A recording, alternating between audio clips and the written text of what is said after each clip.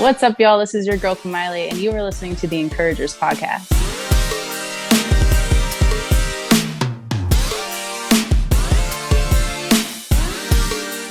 I can hear you. That's what's up. Tech, are you there? Yeah, can you hear me? Oh, yeah, I can hear you, bro. Right on. Let me change my view real quick. Yeah, how do I do that? Shoot. I'm trying to, let me see. Oh, never mind. I got it. Got it?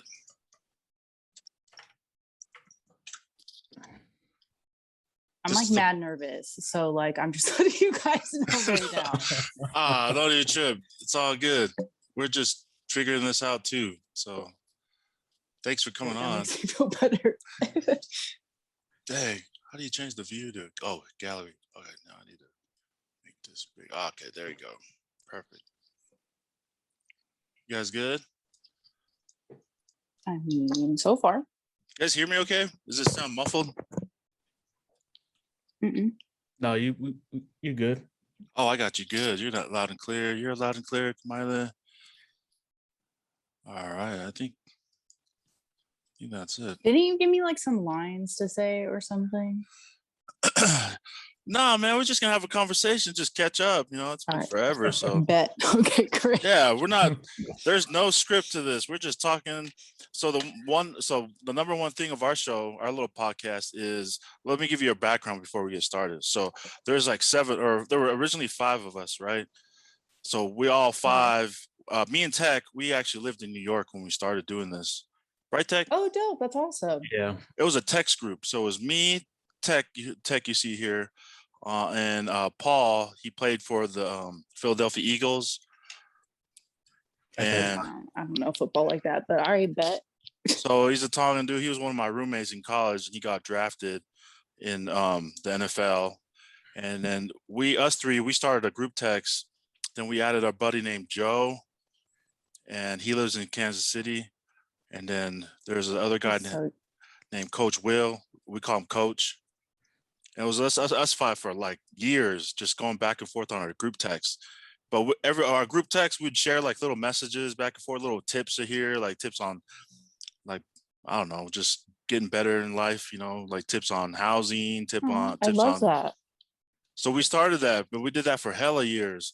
And so finally one day we're like, man, why don't we just share the information that we learned from our group text and share it in a podcast so other people can learn about it. So Joe, I love that. Joe works for the government. He works for the IRS. So he would shoot us some tips on the IRS, how to do your taxes, And Paul, he worked in the NFL. He played in the NFL for 10 years, I think. Played in the NFL for a long time. So he took what he learned in the NFL and shared it with our group text. And then Coach Will, he's been he's been a professional, he's been a college coach, coached up a lot of kids. He lived in Sacramento with me at a time. Coached up trash. Kids. I'm so sorry. Sorry. Hey, it's all good, man. But no, so yeah, just basically we just started as a text group sharing information, and then we thought, man, let's make a podcast and talk about all the information that we learned. So that's how this came about. So the Encourager Show is not just for encouragement, but spreading information. So if you have any info you like to share, give tips to girls that are looking to model or living in a big city, identity, stuff like that. You can talk about anything, but okay. So it's all about information and encouragement and positive good vibes. So all right, bet I got those. Right on. So Tech, you good? Yeah, I'm good. I'm Tech, by the way, Kamaile. Nice to meet you. Yeah. Virtually, anyways, until COVID is over, hopefully soon, or then later. Man, I hope soon. So I'm gonna be looking at my camera the whole time. I can't actually see you guys. I can hear you, but yeah. But yeah, this is not live too, so I'm gonna edit this as soon as we're done and put it out. So our platforms, we have Apple Podcasts, Spotify Podcasts, Breaker, Anchor is our main one, but it'll be all over those platforms right after this. Excuse me. Okay, bet. All right, and then just a pro tip: if you need a cough or sneeze or sniffle, just press the mute button on your Zoom. on your Zoom thing. Where's my mute button? Oh, okay. You know what I mean? Yeah, just press that if you need a You don't want to edit out my sneezes? No, because I edit out all my sneezes and my sniffles. Thanks for coming on, man. Yeah, I was like shocked when you actually hit me up. I was like, oh, damn, look at me. I'm stepping up in Veronica's league, getting podcast interviews. Like, baby is getting it. Nah, man. You have been all over our IG story feeds, all over TikTok. You have been busy, I've noticed. I felt like I definitely had to hit a restart with like 2020 on like life in general, for sure. So trying to get back into it. Nice, man. Last time I seen you, we were in New York. We were shooting, right? Doing a little impromptu shoot. Yep. And some photos. I remember that. And I still have all that. 2019? Was that 2019? I think that was 2019. Dang, that's crazy. It's That been was that a minute ago. I still like haven't given you a song for that video. Sorry, my bad. I still have it. You know what? Let me just send it to you. You just put your own song on too. I have all that footage and stuff, so you can. That works. After this content right now. After we, no worries. We'll get it going. After I edit all this, I'll send you all that stuff in a Dropbox file. How about that? Appreciate it. Yeah, man. So what have you been up to? Like, how's this? Were you in New York right now? Mm-hmm. Yep. So I recently, in this past February, I moved back to New York kind of on a whim.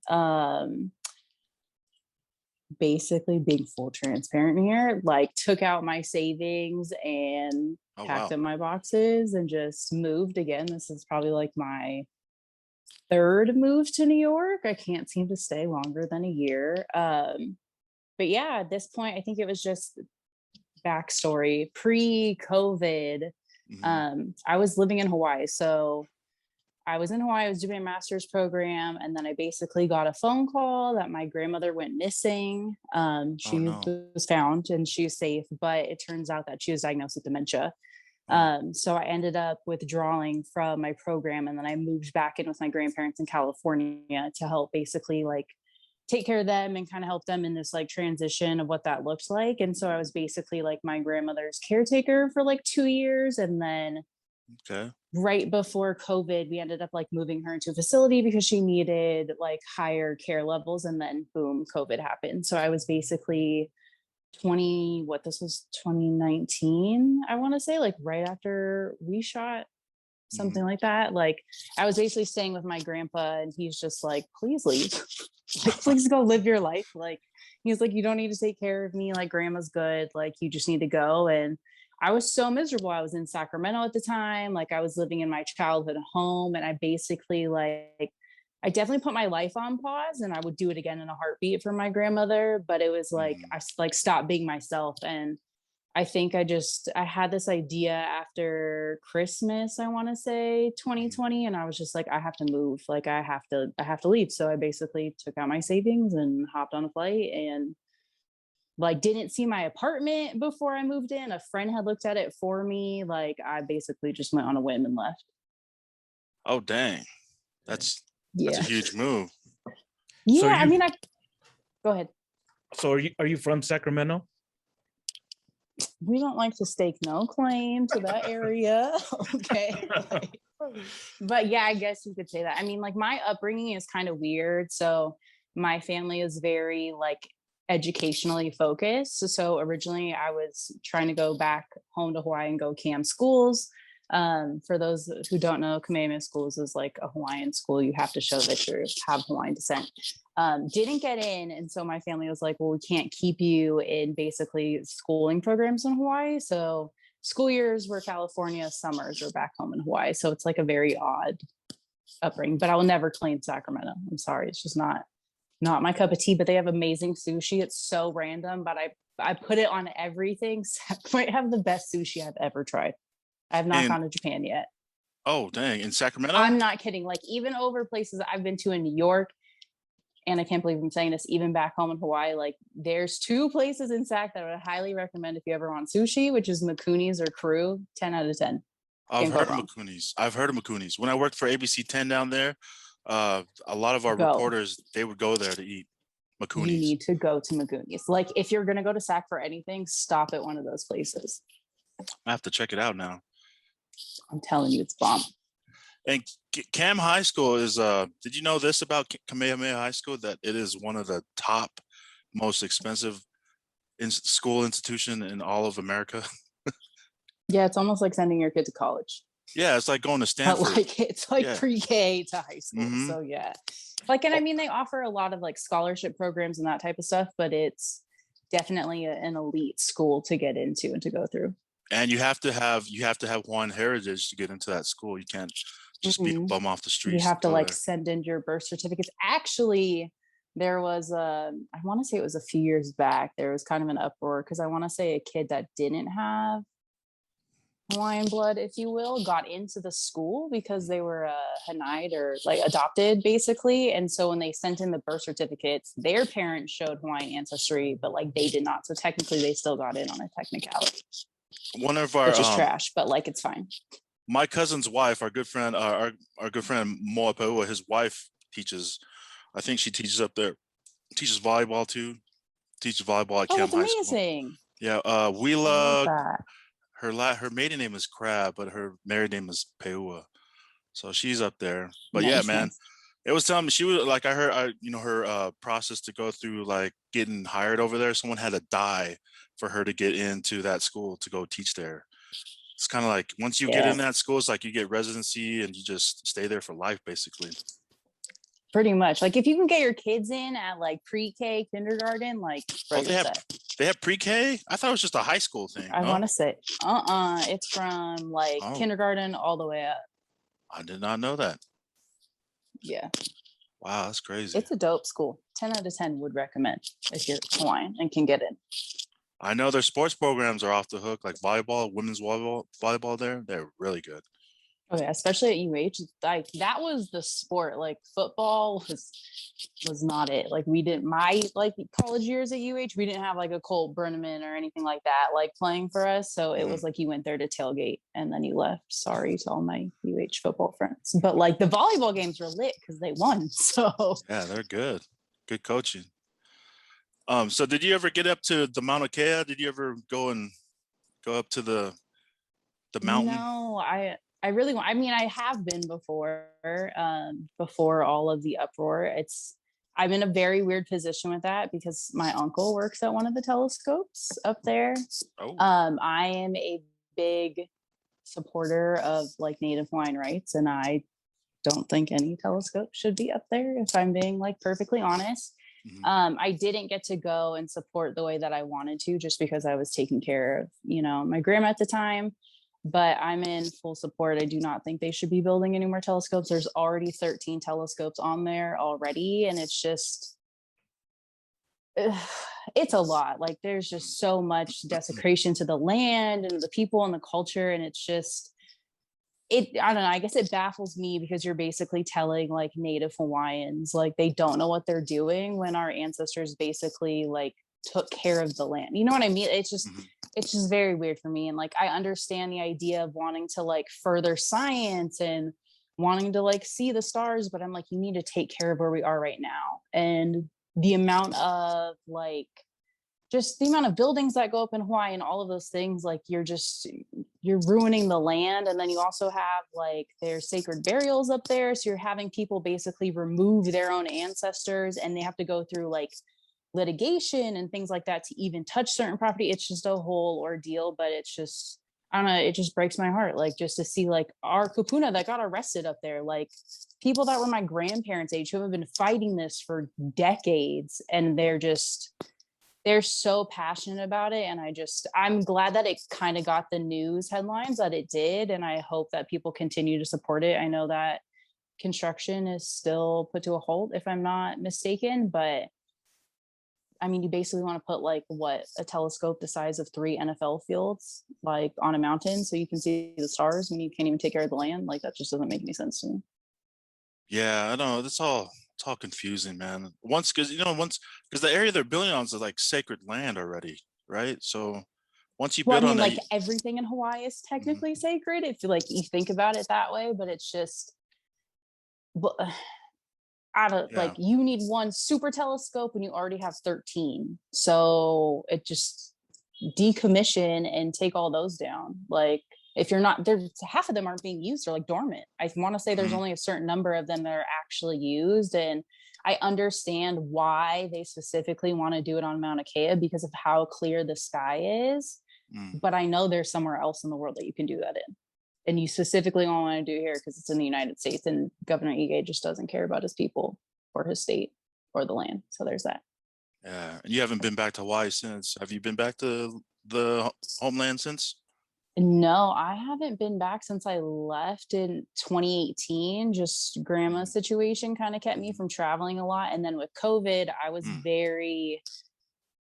very vocal about people should not be traveling to Hawaii. Just because Hawaii just does not have the infrastructure for things to go wrong. And even if you think about like tsunami season or anything like that, they're like, they don't have enough hospital beds as it is for natural disasters like that. So the amount of people that travel to Hawaii who can potentially bring diseases, like this is just reminiscent of like back in the day when like colonizers basically came over and brought X amount of diseases. Like it just, yeah, I pretty much told people to stay home. And if they were going to go, like probably wouldn't be more type vibe. Well, did you see the big old headline that the governor of Hawaii just put out? He's saying that it's the tourism isn't causing an influx of COVID cases in Hawaii, that the people coming to Hawaii is not causing the people, the numbers to go up. Did you see that? And then like I did not see that one. Yeah, it's just recent, like maybe 2 or 3 days ago,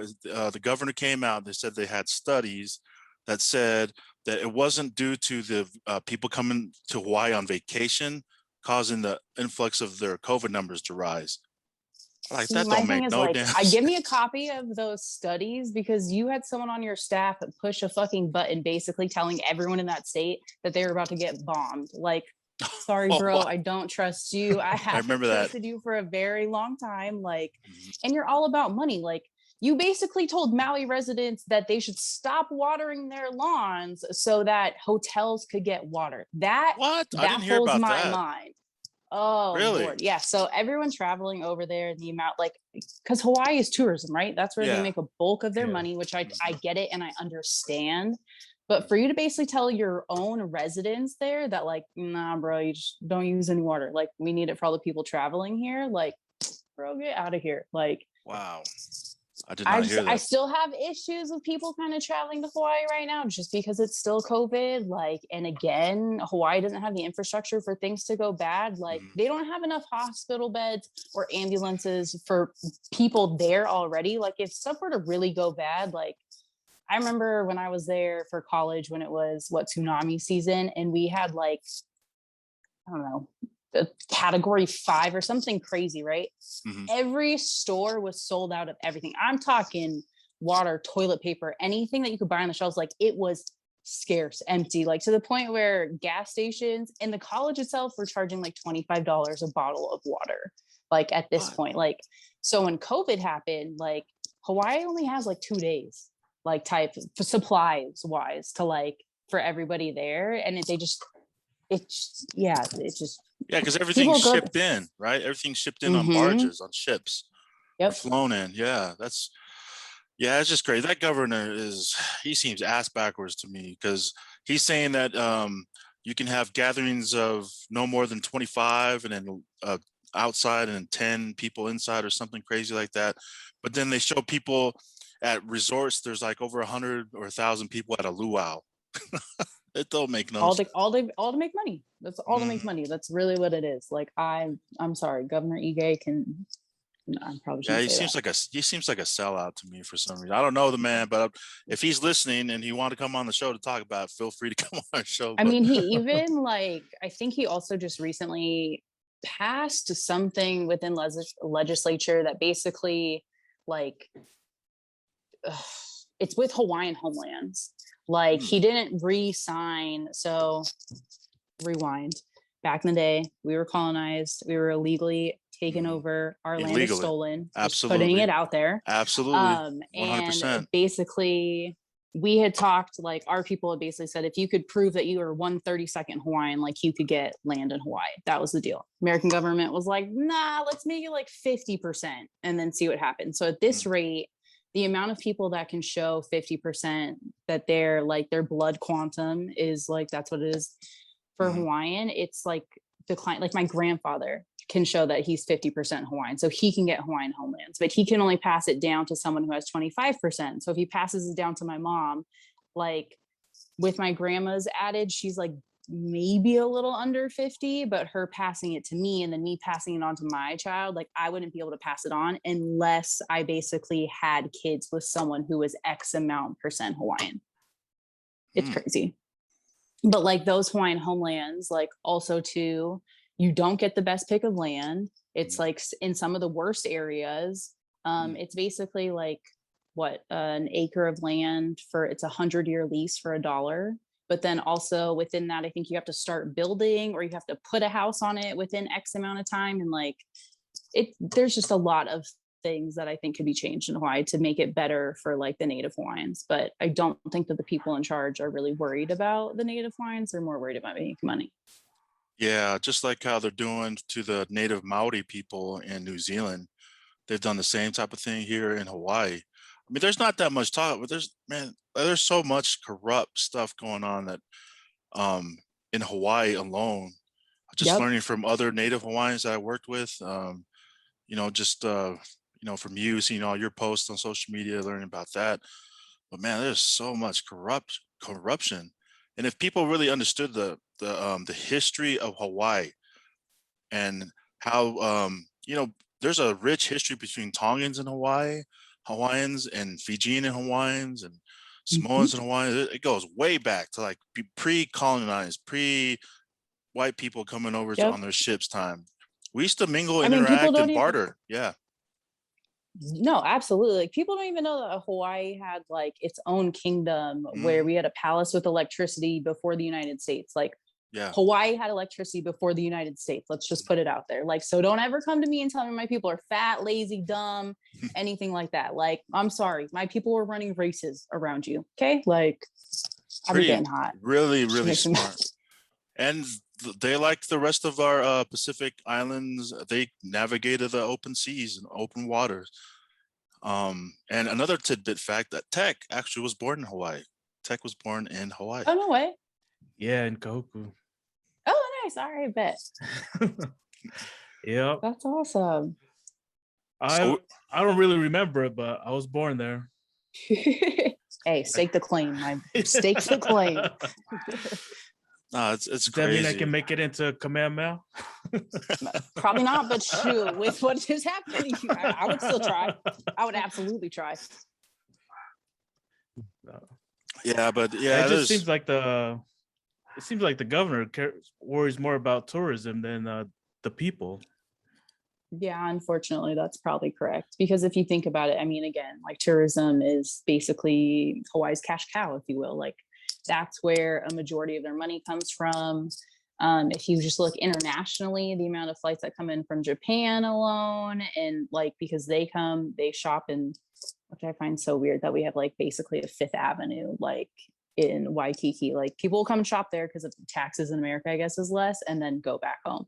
So it's just, that's literally, they're just making money off of tourism. And it's also, I don't know, I get it to an extent, but it also kind of like just hurts my soul when I basically see my own people like dancing hula for like a fake luau and like it's but like making money. So like get it, cuz shoot. I know money. I know we need green in this world. Did you know? I wasn't sure. Like I feel like the Hawaiians are almost kind of like the Indians, like the American Indians, where they were like tried to pushed off into reservations and left there to die. Do you know if there are reservations or whatever like that for Hawaiians in Hawaii? Not officially that we would call them reservations, but you definitely have a lot of Native Hawaiians who have been relocated, moved. Gentrification is very real in Hawaii, just as it is in like New York City, for example, too. Like it's basically, think of it this way. So we have a very huge military like population in Hawaii just because of Pearl Harbor. And so there's like bases you can live on when you're in the military, or you can get like a stipend to move off base, right? So you have those military families who move into basically like places like Kailua or certain areas that are nicer. And then because they get a government stipend, it raises the rent. So when you raise the rent, you're now pushing out all of the Native Hawaiians who don't make that or don't get a stipend from the government to live there. So now it like basically relocates them. Dang. Yeah. That's wild. Yeah. I just know Crazy. that governor sucks, and whoever voted for him to be in there, man, you guys terrible. I'm just Yeah. I mean, nah, I agree. I absolutely agree. I don't think he knows what he's doing. I don't think he knows how to lead. I don't think he cares about the Native Hawaiians. Like, I just don't think that's really on his forefront of his mind. Yeah, I don't think so either, dude. Dude just seems backwards to me. After I read that article and I was like, yeah, dude, that dude is not for the people. You should vote him out. I wish. There's an odd population of people that like him, but your to each his grandparents, own, I guess. yeah, no, your grandparents are okay though. Your grandma's doing okay. Is she doing all right though? She is not doing so well. She's good. Dementia's a tough one, man. I don't know. I guess I didn't know what I was when they told me that she got diagnosed. I kind of like in my head had just kind of played it off to an extent, like, oh, she'll be this way for like 10, 20 years, like repeating herself or like doing the little instances that they would tell me about. And then when I had moved home and I was in the house with them, it was like she rapidly declined within a year to the point where she like didn't really exactly know who I was anymore to an extent, like would try and kick me out of the house, like basically told me I didn't belong there, like would freak out when I would like cook their meals for them. And I don't know if it was like dementia and Alzheimer's is very weird, like because there's like times when they're very cognizant and they totally understand what's going on. And then there's times where it's like they're living their own memories with you and it's like they don't know who you are. And I like, it was hard for me because like my grandmother is like my best friend. We are two peas in a pod. Like she is my favorite. I am her favorite. Sorry, family. We all knew it. Thanksgiving 2018. She said it. Don't be mad. Like, so it was like experiencing like those instances with her. And then to see her kind of like flash on me where it was like, get out of this house. Like, don't eat this food. Like, and like, I took it real personal at first. Cause I'm like, yo, like, girl, I'm cooking your meals. Like, I'm your favorite. I'm your granddaughter. Like, what's going on? And it was very hard for me to kind of like remove myself to like tell myself that it's the disease and it's not her. And then just to see how rapidly she had declined from where it was like when I first moved in, she used to like follow me around all the time. Like she'd sit in my room with me or she'd like repeat herself a lot. And I was like, girl, you can follow me around all you want, repeat yourself all day long. I do not care. Like peachy keen. And then it just got to a point where it just started to get worse and worse. And I was helping her more doing things. I was like, had to watch her more if she would wander outside and like those types of like security worries and stuff like that. And then now it's to a point where she's bedridden and she can't walk anymore. And like how dementia kind of like plays with their minds and like basically they like forget who you are. They forget how to speak. Like she doesn't communicate anymore. She doesn't speak at all. And it's like they almost start to forget like how to eat. So it's like their body is like their mind is not functioning with their body. And it's probably one of the hardest things, definitely the hardest thing I think I've ever like faced like to date, but to also like dementia doesn't just happen to like the person, it happens to the entire family. Like it'll rock your entire family if you're not prepared for it, which I don't think anyone truly ever is ready for a disease like that. Yeah, no, I know. Just recently, my dad's brother, I mean, he seems like he's okay. Like, he's a little bit older than my father, but they moved him. Our family just moved him up to Seattle to stay with my sister, so they can watch him. But man, he seemed like a normal person, you know, like he can read and write. But every single time I go over to go and visit him at the house, he always asks me what my name is, and I'm named after him. So this is the guy that I'm named after. And he always like, hey, so young man, what is your name? I was like, dude, are you drunk or are you asking me again because you want to know my my neighbor. No, he But is. that's what we thought was my grandma all the time. Yeah. We thought it was like she drank a lot. So we were like, yo, are you a little tipsy right now, Grams? Like, what's good? And it's like, I wish now that I saw the signs that I now know what to look for in older people with like dementia and Alzheimer's, like, because I felt like if we had caught it sooner, like how we would care for her, she would still be here at least a little bit. But again, it's like dementia and Alzheimer's, like you kind of never know what you're going to get, and you don't know how it's going to affect a person in their brain and all sorts of things. Like the best advice I give you is, you said it's your sister that he's moving in with? Yeah, my older sister. So they moved him up to Seattle to. I so mean, that definitely check in on her, because that, like, being a caretaker is just hard in general, and it definitely it plays a different part for people, which I don't think that they understand. Because there's things like I basically had to clean my grandmother, like stuff that like she did for me when I was a kid, I basically had to do for her in her older days, and it like mentally at the time I was like, I got it, I'm totally prepared. But like looking at it now, like I was not prepared at all. Like mentally I was just like, holy shit, like what am I doing? Like how do I do this? How do I care for someone? Like how do you tell someone that you look up to like what to do? You know what I mean? Like sometimes, like when I was talking to my uncle, like sometimes I think he was just playing around, but it really is dementia, man, or dementia and Alzheimer's. They repeat themselves. They tell you the same story they told you like 5 minutes ago.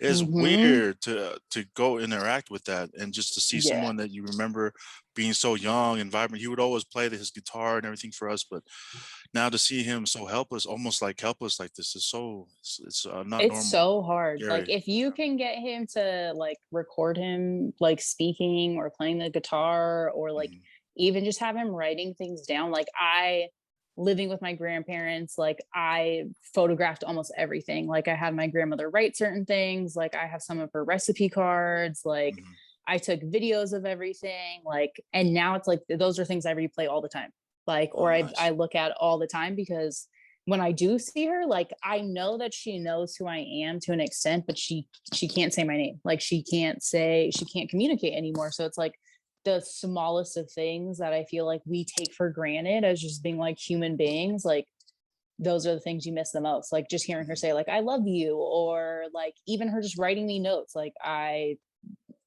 wish I would have kept like every letter that she had ever given me. Sorry, this is like kind of depressing, my bad. No, you good. It's just, yeah, it's life, man. You deal with adversity.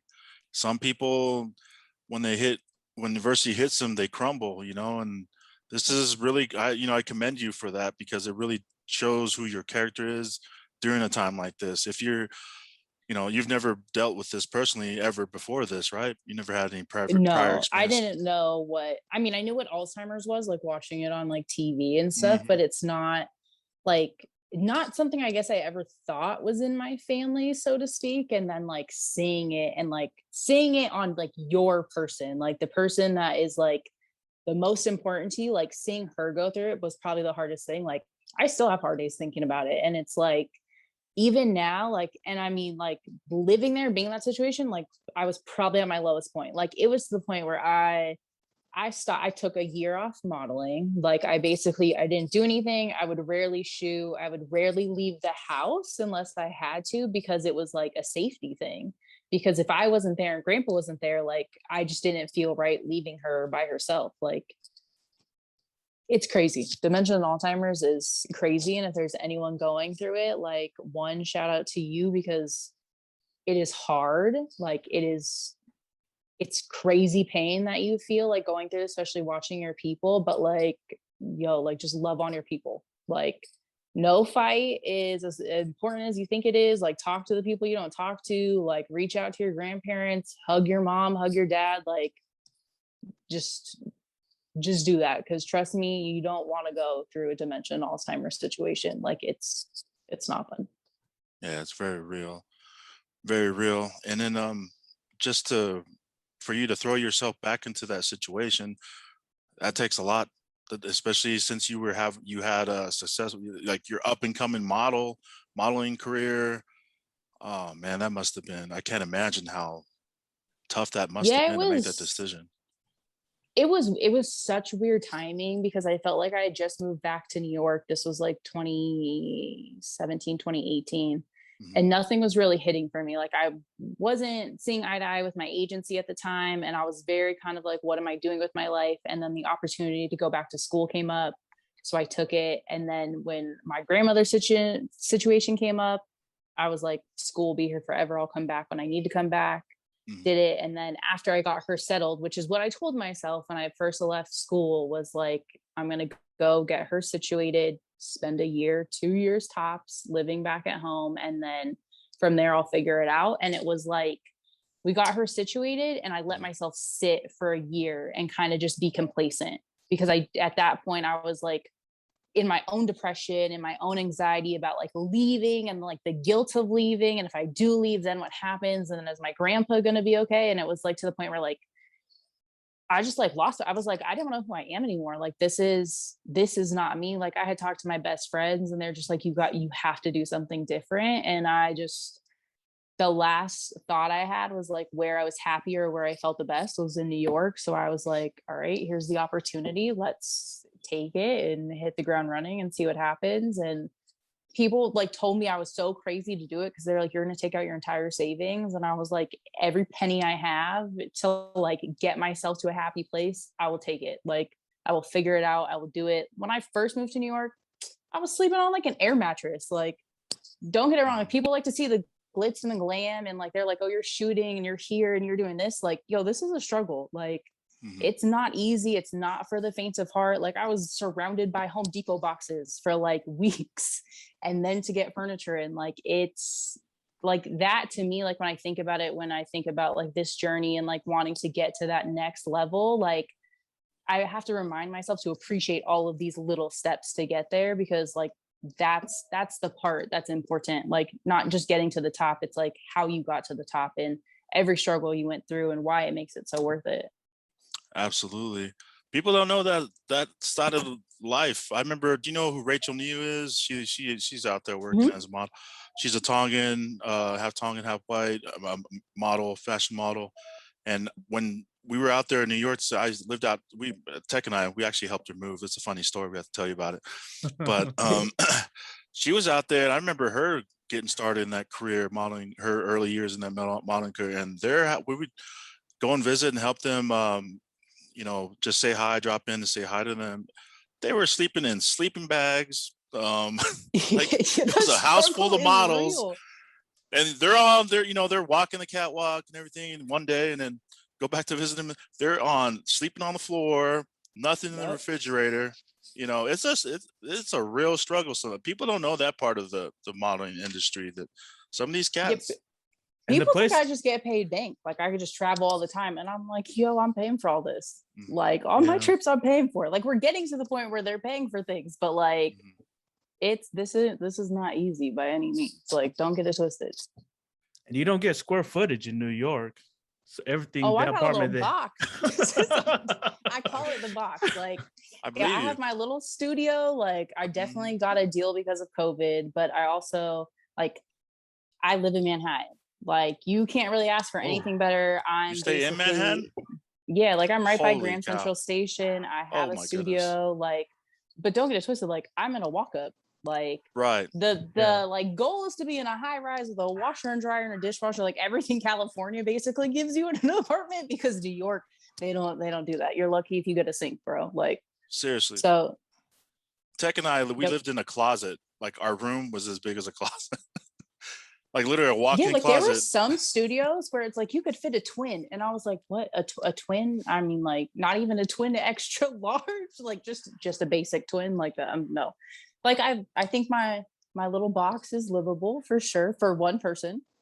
I don't think I would want to put any more people in here. It'd be a little too cramped. But I mean, it's also kind of like when you're in New York, like you're hustling nonstop, typically speaking. Like you really wouldn't be here unless you're sleeping, like so to speak. Like you're outside, you're grinding, you're doing something. So it's kind of like the New York and the lifestyle, it's outside.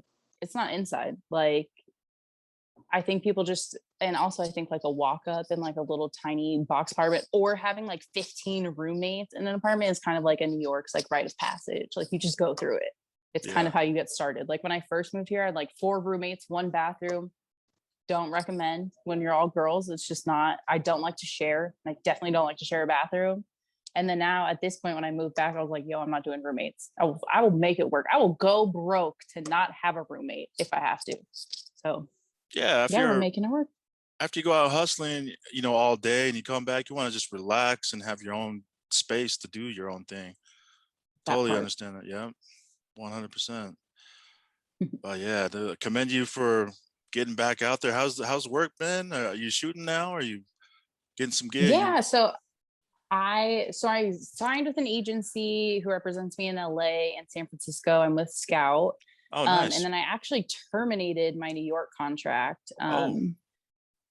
Loved my agent. I thought she was a wonderful person, but it just kind of wasn't a good fit anymore after like 3 years. And so it took me a while to terminate my contract with them. It took me almost like a year and a half. Like they just were like, nah, nope, you're still signed. You're still signed. We're not taking it. And I'm just like, this is insane. They're like, you missed the deadline by like 2 days. So if you really want to terminate, better luck next year. And I'm just like, this is insane. Like, so I terminated there. And then now my LA agents are trying to get me signed out here, but with Fashion Week coming up, like I'm trying to be very strategic with the team that I'm placed with and who I'm with, because I feel like in the modeling industry, you can do it on your own to an extent, but it's like who's surrounding you? Like, who are the people that are coming up with you? Like, who are the people that are speaking life into you? Like, me and V talk about this all the time, like being around and surrounding ourselves with people that force us to elevate, that force us to basically get out of our own comfort zone and out of our own head to be better, to do better, and whatever that looks like. So I've been kind of not hesitating, if you will, but like, one, I wanted to get my feet grounded being back in New York and just trying to figure out either the right agency or the right manager to go with. And so I definitely think I've found the right person who's going to like represent and develop me. So fingers crossed that works out. But here I'm shooting way more. I've gotten booked for a lot more things, like kind of on a whim since I moved back to New York. So things are definitely looking up. And I'm just kind of like, at this point, I think I told my agent the other day when we had our meeting, like, I'm trying to quit my day job. So I need to be booked and busy and whatever that looks like. And I'm all in, like, it's just me. I'm not taking care of Graham anymore. Like, what does that look like? So hopefully within the next year, you just see me everywhere. Nike, Target, Macy's, putting it out there. That's awesome. You keep at it. That's just how it's going to go. You're going to get more bookings and just keep getting more work. But you have to be out there. You have to be working. You have to get booked. And can you tell, like, for our listeners, for those who are listening to this episode, like, can you explain to us what role an agent does or agent has for your career as a model? So an agent is great to have, but some people also like to freelance. But an agent will kind of basically get you in the door, right? So they have the connections to certain jobs, certain companies, and they basically can put you on that way. Sometimes you'll be with an agency and they'll kind of do like cat call castings, if you will, where it's like everybody's going to the same casting. But again, a lot of girls don't know how to, and I was one of those girls, like, I didn't know how to market myself by myself, and I didn't know how to get into those certain castings.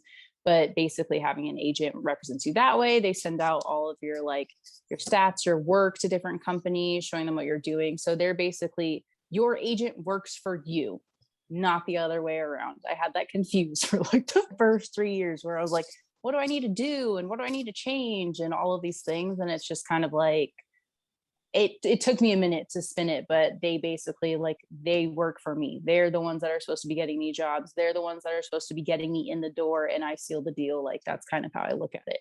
I think an agent is beneficial when you find the agent that like kind of is there for you and that's your person and they're in your corner. Like, it can be a beautiful partnership. But then there's a lot of times where with my first agency, I felt like I was just I filled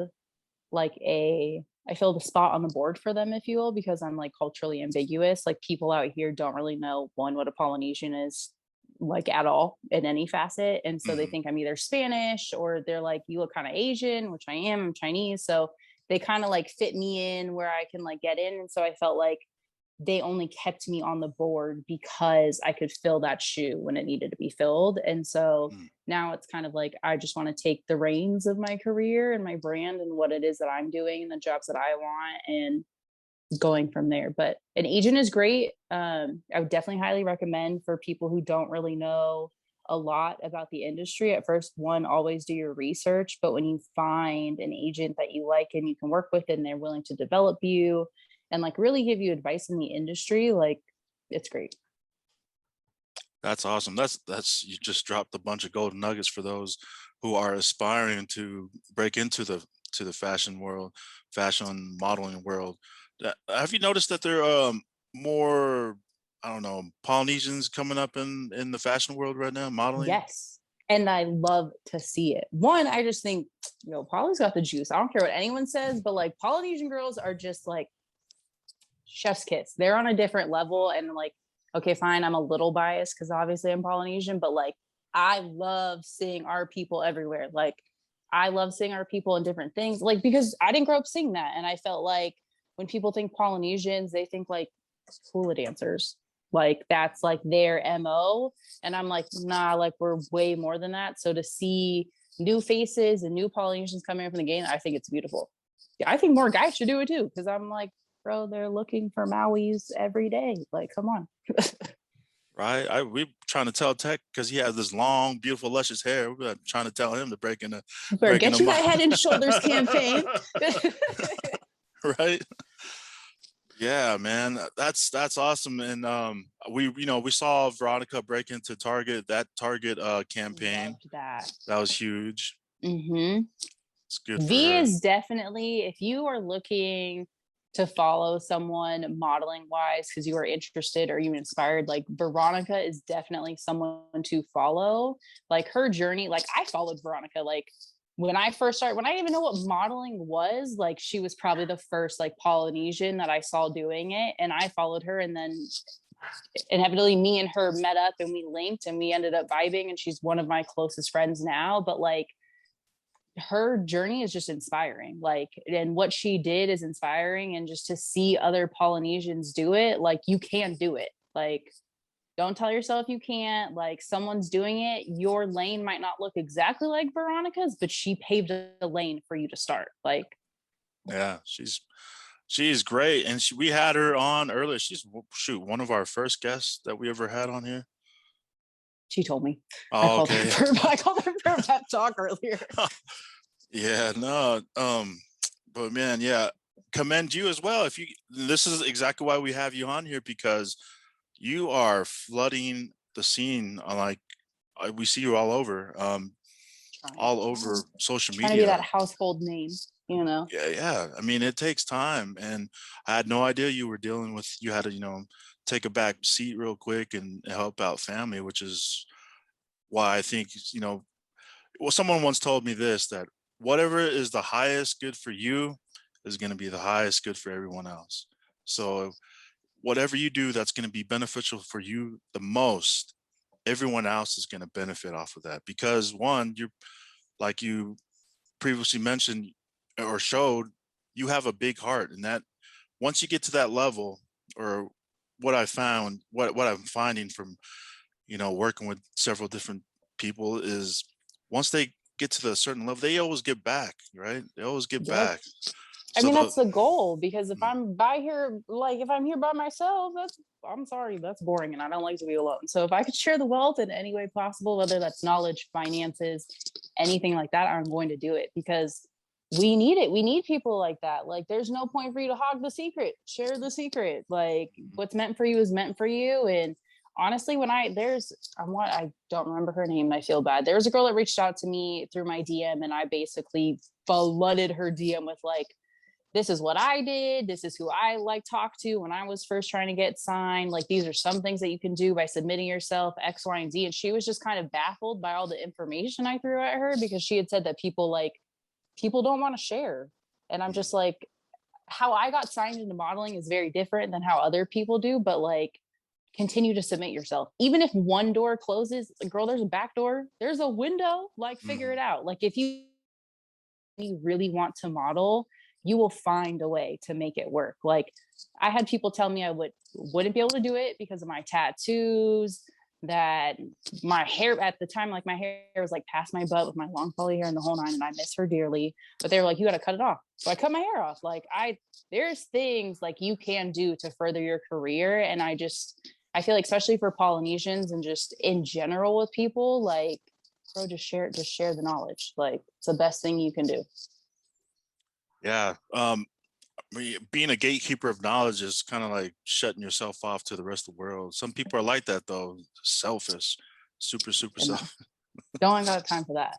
Because also too, I feel like as much as I can share with the next person, like I could also learn something from that person, something that I didn't realize or didn't look at, or can look at something differently. So I just feel like the moment where I feel like I need to like stop learning, there's something wrong. Like I should always be learning. I should always be trying to gain knowledge in different assets of my life, whether it's health, wealth, fucking modeling. Sorry, I have a potty mouth. Oh, you're good. We like do too. Anything like that.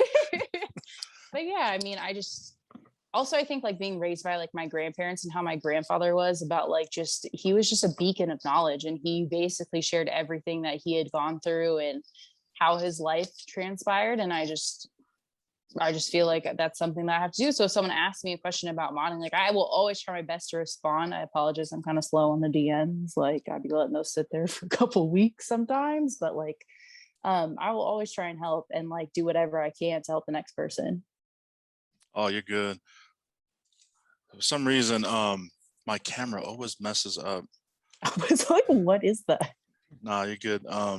I can still hear. We'll keep going. I'm gonna just block this for editing purposes. But yeah, shoot. There's nothing like meeting a person and you can tell they're gonna hog all the information. Yeah, no, I ain't got time for selfish people. Like, and people be mad stingy with stuff. And I'm just like, dude, what's meant for you is meant for you. Like, and I feel like girls in modeling, like at first it's like a competition to like get the job. And I'm just like, if it's meant for you, it's meant for you. Like they might be looking for something totally different than me. They might want more of a Veronica looking Polynesian versus me with tattoos. Like it all just depends. Right. And then not only that, but there's always going to be another job too, so it's always important just to be nice, because you're going to probably most likely maybe 95% of the time you'll probably see the same person at the next gig or casting. That part, just be nice. It's free. It's free. It's literally the easiest thing you can do is just be a kind and decent human being. It's really not hard, but some people seem to struggle with it. Right. Sorry, my camera here is. Excuse our technical difficulties. How long you been modeling for? I started modeling in, oh gosh, when did I start? 2015 is when I started. Like people told me when I was little, like to model all the time, but I was chunky. So I'm sorry, modeling was not the forefront of my mind when I was a little kid. Even in high school, I was just like, and plus size modeling, I feel like wasn't a thing. And so I think it was like Torrid had you could be like the face of Torrid or whatever it was in 2015. So I ended up applying. I got a call back, made it through like the next round, and then didn't make it from there. So I was like, oh, okay, like short-lived dream, And then it was random, like a boutique from San Francisco hit me up to like shoot. And I was like, shoot what? And they're just like, we want you to be our like plus size model. And I'm like, girl, goodbye. Like that is not a thing. Like get out of here. And they're like, no, we're serious. Like we really want you to shoot. And it just so happened that the guy that I shot with, who the photographer was for that day, also happened to be Polynesian. He was Hawaiian. And so I had talked to him about like modeling, and I was like, oh, I think I need to like lose 40 pounds before I actually take this seriously. And he was like, no, just do it. Just do it. Like, just shoot, get your portfolio done, do it. And then I ended up shooting with him again to do like portfolio work, send that into like a magazine contest, won the contest, was flown out to New York, basically shot the cover of Red Book magazine with, I want to say it's 5 other girls. And I got signed 2 days later, moved to New York 2 months after that. In 2015? So that's why, yeah. So I want to say I got signed. 2015 was like Torrid and then like shooting the summer stuff. And then like end of summer into like early 2016, basically is when I got signed for modeling, and just kind of dove in. It was so weird because when they first offered me my contract, it was like the one thing I always hesitate. I'm always the overthinker. I like to really think things through. I'm like, what does this look like? And they gave me a contract and I was so contract happy. I was like, whoop, let's go. Like I am in there. And then, I moved to New York, and it was just kind of like, I'm doing it. It was like the one time where I felt like I really like chose something for myself. So it was pretty cool. That's so dope. modeling wasn't really on your mind at that time. You just came to be. No, not like I always thought about it, right? Like I grew up watching America's Next Top Models, but I was like, those girls are the size of my calf, so it's probably not in it for me. And then when I used to see Makeover Day on America's Next Top Model, like, and they would like chop their hair off, I was like, yo, no, that can never be me. Like, you are never gonna shave my head. Like, that is just not me. And I don't know, like I thought about it, but it was never like, I guess I was like insecure in a sense of myself. Like I never really thought of like me modeling. And then it got to a point where I was sick of not seeing people who looked like me in like magazines and certain things. And I'm just like, why don't I see Polynesians in publications? Like, so I just basically threw myself in the ring. Damn, that's nice. Now look at you. Your career's starting to blow up. That part.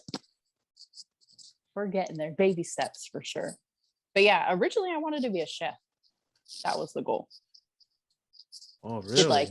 Did like culinary, like when I told my parents I wanted to go to culinary school after high school, they were like, no, absolutely not. You're taking your ass to a 4-year, you're getting like an actual education. And I'm like, no, I can do this. I really want to do this. And then I ended up getting my 4-year education, ended up getting a job at a hotel, talked my way down into the kitchen restaurant, like begged the chef just to like, I was like, give me a chance, like give me like a week to like stage with you guys, like let me just be in the kitchen and help. And I bothered him so much. He was like, fine, like if it's gonna make you stop talking to me, like fine, we'll make it happen. And so he gave me a chance, and that was like my first kitchen gig, and I was like hooked. I love being in the kitchen, like I love cooking. But just like cooking to me is like an art form. So like how people cook, like especially like top of the line stuff, like you could change someone's life with a dish. That's exactly what we're talking about. What, cooking? Changing people's lives with a dish? Yeah.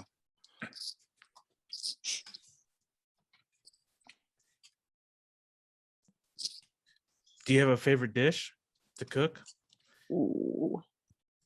It's basic to me, but it's one of my grandma's recipes, and she just does this like little simple stir fry, but I swear it's like it's the best thing. Like, and I just love me some steamed rice. But if I'm cooking for someone else, like I love to make skirt steak with chimichurri. That's one of my favorite things to make.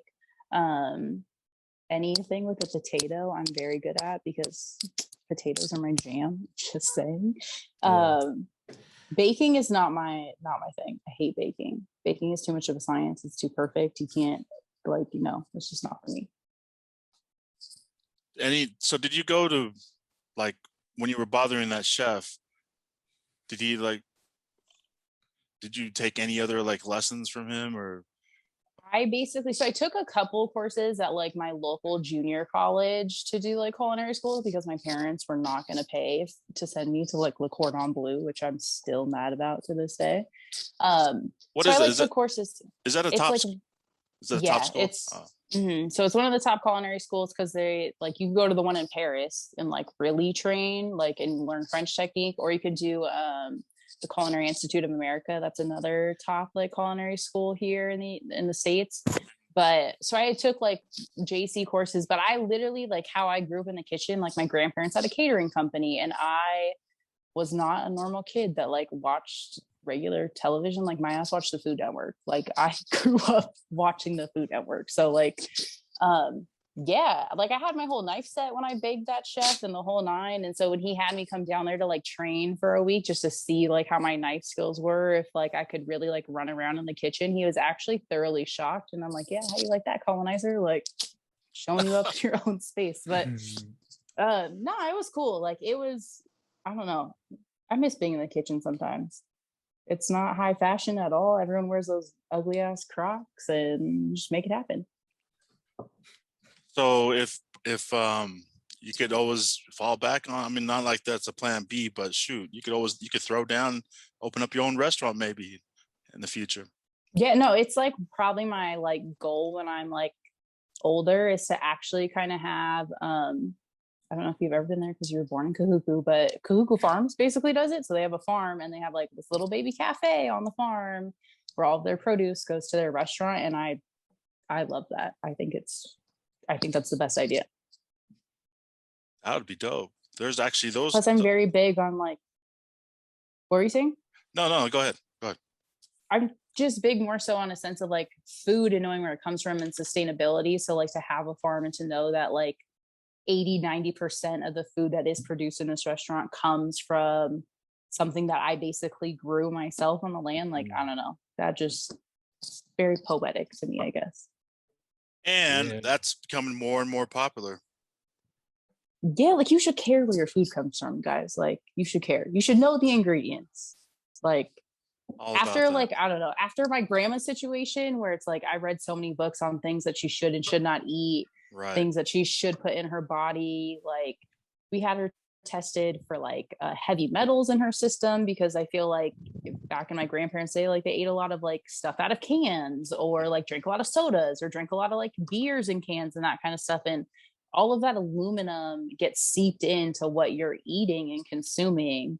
And so you can have like heavy metals in your system, which can affect your body in different ways. And I became like a weird health nut even after like, cause I also lost 80 pounds, like, and I went into like a huge health kick on like what I put into my body and how I ate. And I'm just like, I used to consume food on an emotional basis because I was sad or I was bored, I was this or I was that. And then I like transitioned into like food is fuel, basically, is how I looked at it. Yeah, it's I'm just now getting on the tip of soda being bad for you. Like I always knew soda was bad for you, but I didn't know I didn't know no soda was bad for you. And like drinking Gatorade and stuff, those sports type drinks, like I didn't know, but I knew they were bad, but bruh, I'm just now figuring out that it is super, super, super bad for you to drink those drinks. Mountain Dews, any of those sports drinks, they're all super, super bad for you. And then if those of you are listening want to, don't get me wrong, like I still have a soda and I still have a Gatorade every once in a while, but like here, I have my gallon of water like always next to me. And it just like it was hard to stop drinking soda or like juice per se and then to just do water. But like after just seeing kind of like I don't know how people like got sick and how I would feel like after I kind of transitioned into like a more healthy lifestyle, and then like I kind of went back or I had soda or I had fast food, and just to kind of see how my body reacted and felt after, I was like, oh yeah, this is not right. yeah, it's definitely not. That's something I just came up on, the food aspect. Like shoot, I was just in Dallas or Fort Worth, Texas, and they were handing out sodas and sports drinks left and right at our training class for American Airlines. And man, that's one thing I had to just go. I had to not. That's the first time I ever didn't drink soda or like Gatorade ever when it was given to me. Normally I would chug those things down, but man, this time around I just stuck to the water and lemon. Yeah, like think how crazy it would be if like the government did something right and basically like took away all the bad things for you, like took away certain foods that they just knew were bad, took away fast food because there's no actual nutritional value there, like, and pumped you with foods that like were not GMO based, that were like locally grown and seasonal and fresh. Like you would see a huge transition in people. But like fast food and soda is cheap and it's accessible to all people, but it's more accessible to people who live in lower income areas. So it's funny how that is, right? Isn't it funny how that is? They do that shit on purpose. They do that shit on purpose. You know they do. And you know the funny thing about this whole COVID situation, right? Like there are what 78% of people that are in the hospital are overweight, battling COVID right now, are overweight. There's no like, you don't see any of the news outlets or any of these papers or news talking about how to stay healthy during this whole situation. At least I haven't. I don't know about y'all out there. No, the only thing I've heard is wear a mask. Wear a mask and get vaccinated. Like those were the two tips that basically I felt like I heard most of like COVID, or it was like stay away from other people. But I mean, I felt like I had saw like a couple of my friends had COVID. I know a few people that have passed away from COVID. So like in hearing their experiences and certain things, like being in the hospital and like having to like put your hands over your head to like stretch your chest and to like bring more air into your lungs and doing that thing. Like I felt like being dormant and just lying there was the worst thing you could possibly do for yourself based on what other people told me their experiences were. And I'm like, even just like moving your body and getting up and walking for like 20 minutes or any like that's beneficial for you. And it's just one, I didn't hear the statistic on like the percentage of people being overweight with COVID, which is still crazy. Like, but I mean, if you think, I don't know, mass media and how they get stories out and how they say things, I think is a little flawed, but. Yeah, it's crazy. We definitely live in a weird time, and having information, access to the correct information has just been boggled. Like I feel super confused. I tweeted out one time, it was like, you telling us to wear a mask and then double up on a mask and then telling us to and then don't wear a mask, then and then don't you should wear a mask again. Yeah, and like if you're fully like, bro, make up your mind. Super, or if you're fully vaccinated, then you don't need a mask. But now you should wear a mask. Now you should wear a mask. I'm like, you're worse than me when I can't decide on what I want to eat. Like the indecisiveness is crazy. And I really think that the government was dumb for telling people they should stop wearing a mask. You should have just kept it where people were wearing a mask. Sorry, not sorry. Like, do I like having my face free? Absolutely. But like, if I'm going to keep myself safe and the people around me safe by wearing a mask, it's not hard for me to put a mask on. Like, right. But. And then your governor, or what, you're mayor now in New York, don't you guys have to have vaccine cards to walk around now? It's like a passport. Yeah. So they basically have in New York City, it's an app. I think you can upload your vaccine card so you can like take it to like restaurants and like places to show them that you're vaccinated. But like, you know how many times I've seen those fake like CDC COVID cards pop up on Amazon? So I'm like, you want to tell me everyone is actually vaccinated, like to upload this card? But also too, I don't know, I felt like people were a little premature because they wanted to like go outside and get back to normal life. But I'm like, we're still in a pandemic, y'all. Like we're literally a pandemic that is killing hundreds of thousands of people, whether you want to believe the numbers are flawed or not. Like people are dying from this. Yeah, absolutely. It's a real deal. It's just, what are we going to do? Like, who's going to tell us the truth about what we need to do? Well, that part, but also I'm just like, when I see like some of my uncles quoting things on Facebook, and I'm like, what's your source here, sir? And they're like, I saw it on YouTube. And I'm like, that's your source? Your source is YouTube? Like, stop it, get out of here. Like, I feel like people don't know how to do their research anymore, don't know how to read, and will basically just go off the headline without actually reading an article. Like people will post articles from like years ago and they're like, this is relevant. And I'm all like, the time. It's from like 2020, like 2005. Stop it. Like, yeah. Are you finding it more difficult to move around in New York right now? Because that's a hustling, bustling city. Yeah, yes and no. So I believe the statistic is like 70% of the adult population in New York City is actually vaccinated.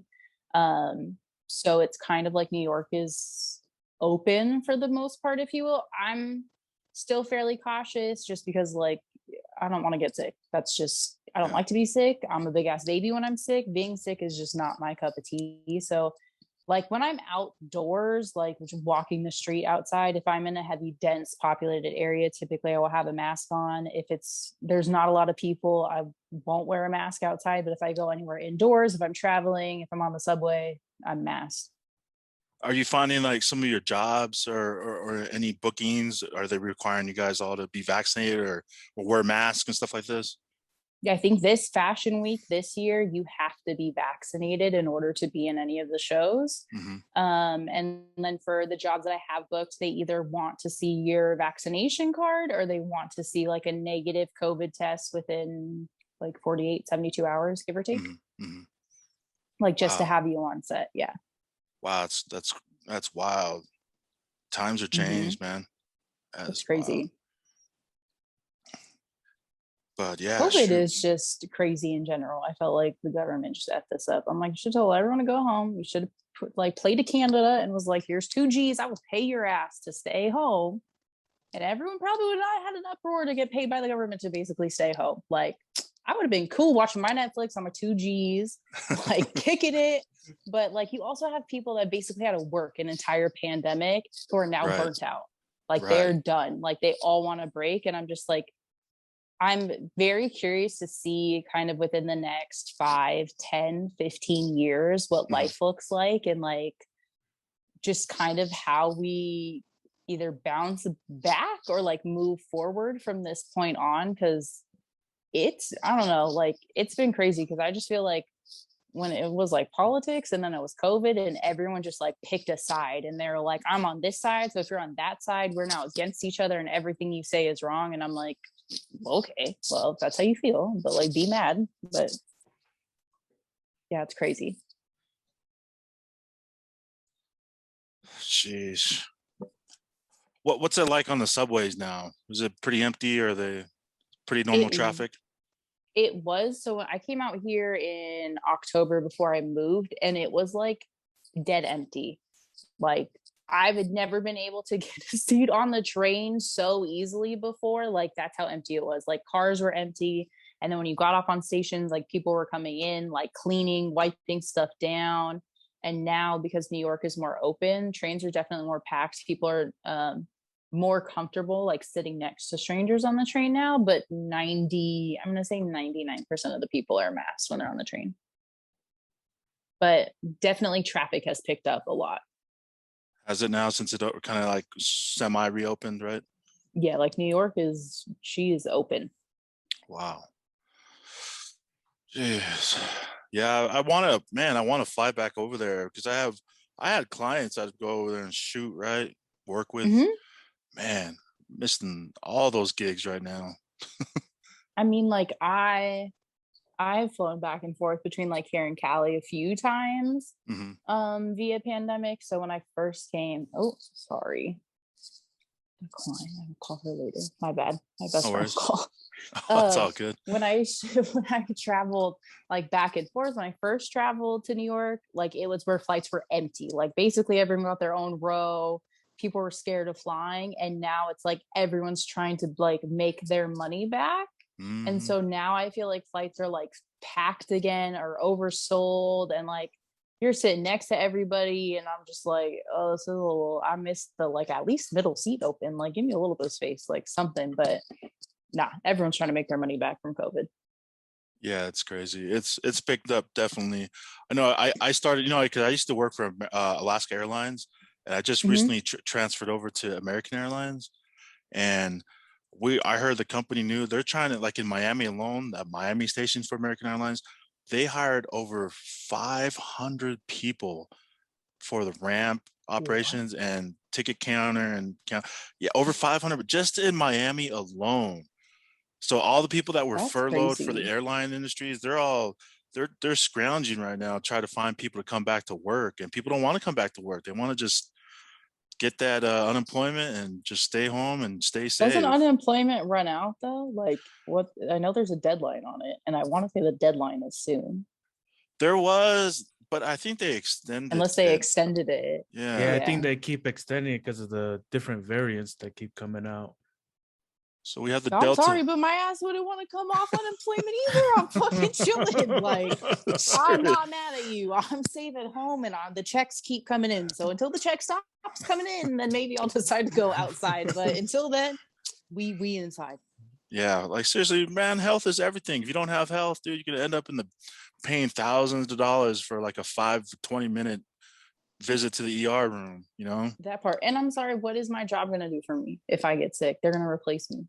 Come on now. Like, sorry, not sorry, I'm gonna take my money. If I'm on Yeah. unemployment and I can make that money off you right now, I'm gonna take it, because 9 times out of 10, if roles were reversed, like if I were to get sick, you ain't gonna do anything for me and my family. You're gonna replace me. You're gonna be like, oh, here's the left of your vacation days to pay you out. But all right, cool, thanks for being here. Like, so you want people to break their back to make you money when you barely pay them a living wage? Get out of my face. Nah, y'all not ready for that conversation. Absolutely. Yeah, that's true. We're all replaceable in the company. Yeah, it's crazy. Like, and I know that there are some companies that don't think that way and who pay their employees like a living wage and they have like a good work-life balance. But for the majority of like, I feel like companies and jobs, especially in the United States, like they're about making money. They don't care about their employees, not to that extent. Like, Yeah, at the end of the day, an employee, it will always be a what is it? A liability to a company. They're the biggest liability to any company, because you got to pay them, you got to insurance them, you got all these different laws on having employees. So at the end of the day, when someone says that they love their job, I always get skeptical. I always take a seat back, because by definition, a job can never love you back. Like, just by that part. definition. I mean, we all need to make money. We all, need to make a living to survive over here. But when someone says that, I always get cautious, because one, they've already been sold the good bills that jobs that probably take care of them for the rest of their life, or maybe, I don't know. But when I hear that, I mean, like yeah, no, I fully agree, because I'm just like, I don't love this damn desk job. I'm not trying to sit here for no 8 hours. Like, get out of here, Susan. Like, this was not your dream. Like, this is not what you thought when you was 5 years old. Like, yeah, I'm gonna be a desk worker. I'm gonna sit here by this computer all day long. Like, that is not what we thought. And like, I work for the government. Like, that's my day job. And even with them, like so I had worked my like bureau and in my department with my bosses, like what I want to say twice or 3 times before this time again. So I basically left my boss to like move to New York and do modeling like multiple times before. And then he found out that I was back in Sacramento of all places and was like, you're here, like, you looking for a job? And I'm like, look, my priority is grandma in that situation. And if you want to give me a job, but like give me the freedom to basically come and go as I please and do what I need to do, like I'm totally for it. And so we ended up doing that way and it's worked out. But also now, like, I'm undervalued in my job. You know what I mean? Like, and that's how I feel. Like, I feel complacent. My job is easy. It's not challenging. It's just something I do basically to like get paid and like pay my bills. But it's not, that doesn't fuel me. That doesn't like, I don't love doing that day to day, because ultimately the government don't help its people and just spends an obscene amount of money on nonsense. But we're not saying any of that live. No, it's great to have a job. I mean, the benefits of working for a steady income, a steady job is, one, if you're going to purchase purchase real estate, for example, banks want to see that you have a steady job. They want to see your background, that you've been with this job for so many years, that you have income to fund them giving you a loan. So there's benefits, 100% benefits to being in a job. There's a lot of great things on it. Just some people, I don't know. And I'm not knocking anyone who likes their day job. Like, if you love your day job, love your day job. I am happy for you. If you're happy, I am happy for you. But at the same time, like, and don't get me wrong, like working for the government, those benefits are nice. Like, that is probably the one reason I've stayed as long as I have, is because I didn't want to lose medical. That was like my biggest thing, is I just did, especially like with COVID and everything going on. I was like, I need medical insurance. Like, and the benefits were great, but like you get to a point where it's like, I'm selling my soul for benefits, basically. Like, I'd rather just take the chance, and we get sick, and we'll see what happens. But like, I understand why people stay with jobs for so long, because they feel trapped almost in that position, because it's paying their bills and they don't think that they can get out of it for whatever reason. But like, you are so much more than your day job. Absolutely. We encourage being entrepreneurs in this podcast, like if there's a way you can make your own money, live on your own terms, we support So that 100%. real estate, go into real estate, go in with your friends, buy a building, go buy property, go buy land, like Sheesh. that type of stuff. Like Mhm. have a storefront, have a brick and mortar. Like those are the things you want to get into. Like invest your money, like like don't just sit there and sit on it. Like have your money make you money. Like Come on now. that's the goal. Absolutely. Absolutely. So what are some projects you got coming up? Like, are you working, like, where are you working now? I mean, Fashion Week is huge. That's a huge thing coming up for you. So are you excited about that? I am, but also like Fashion Week is probably never my strong selling point just because I'm heavily tattooed. So a lot of brands don't want to work with me because of my tattoos. And like my tattoos are like everywhere. I can't really hide them. So runway is it's a hit or miss. It depends on the brand. I'm always excited to like put myself out there and kind of show what I can do and just see what happens. And hopefully the brand is like feeling me at the time. But a lot of the times they're kind of like, this isn't really on brand for us. So it's a hit or miss for me, fashion wise. And then just like starting like potentially my new contract and developing with my management team and doing that kind of stuff. So I'm pretty excited on doing that. So it's kind of definitely doors are open. I'm just trying to see what lane to take at this moment. That's what's up. That's what's up. It's always good to have choices. Should we try? We're trying. I mean, my main goal, especially for fashion and like modeling, is like I see myself doing skincare and like beauty campaigns and stuff like that. I don't see myself selling like fast fashion. I think because I lost so much weight, like I'm not curvy enough to do it, because I feel like more curvier models book a lot of like fast fashion and those types of things. So skincare, like beauty, those types of stuff, like I'm more so, I feel like an artist versus influencer, if you will, like just on how I see myself as a model. Yeah, because there are different it's totally different what you're talking about. Being a model and an influencer is complete night and day differences. Which I'm not knocking influencers, because those bitches make money. Like I know some of my friends probably make my yearly salary on just a post alone. Like, so I'm like, get it, but I just can't be selling stuff like that online. Like, I'm like, cool if you book me and like selling it that way, but like to be the person that creates all those TikToks and reels and like all of those things, I'm like, do you have a whole team behind you? Because like I can barely get my camera set up properly and then get ready within an hour, and then to like film and edit all this stuff, like more power to them. Like influencers make bank. If you want to make money in fashion, you should be an influencer. Because modeling, can you make a lot of money in modeling? Absolutely. Can you get paid 70 grand on a job? It is very much possible. But the amount of money that I've thrown in to invest in myself, to like work on my craft, my form, to do test shoots and booking that way, like I've spent a large amount of money doing that. And I know people who like came up on the influencer game just off a cell phone and they're making bank, but each his own. Each their own, shoot.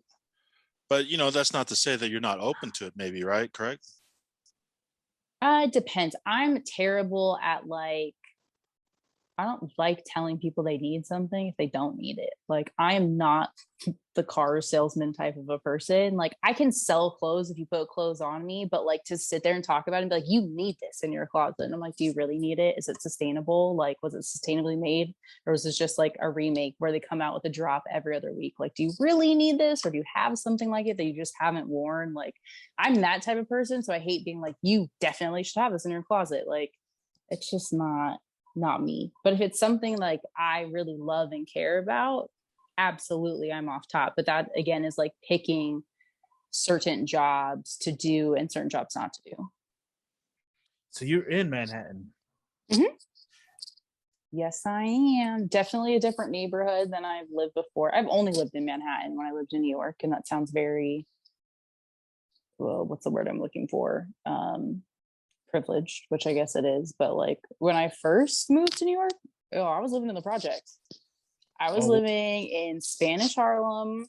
I was living with my ex's family at the time. Like they're born and raised in New York. They grew up in those projects, and I was staying there with them.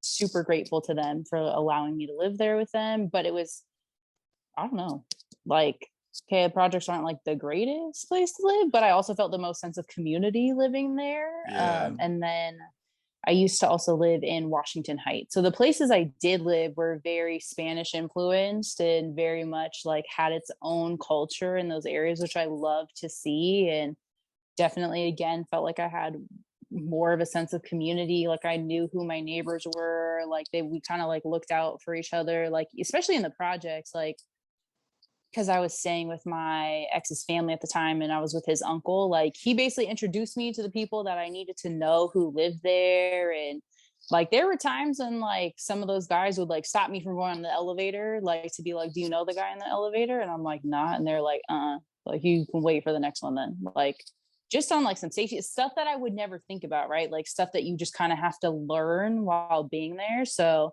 and now I live in a very, what's my uncle call a very safe neighborhood. That's what he says. And I was like, oh, that means it's white. We stayed in Spanish Harlem too, but like the top of Museum Mile over there. Oh yeah. That's where we live. That's where Tech and we stayed over there. And man, our little neighborhood was the Puerto Rican neighborhood. Yo, I love Spanish Harlem. I don't care what nobody says. Like El Barrio is the shit. That's the place to be. It's always lively. Mhm. People are nice. Like people are nice, but you know they got a little flavor. They got a little attitude when they need to have a little attitude. But like that's like I feel like places like that is what make New York what it is. Like it's the same thing with Hawaii. Like the moment you push those people out, you're gonna lose the essence. You're gonna lose the culture. That's what made it what it was.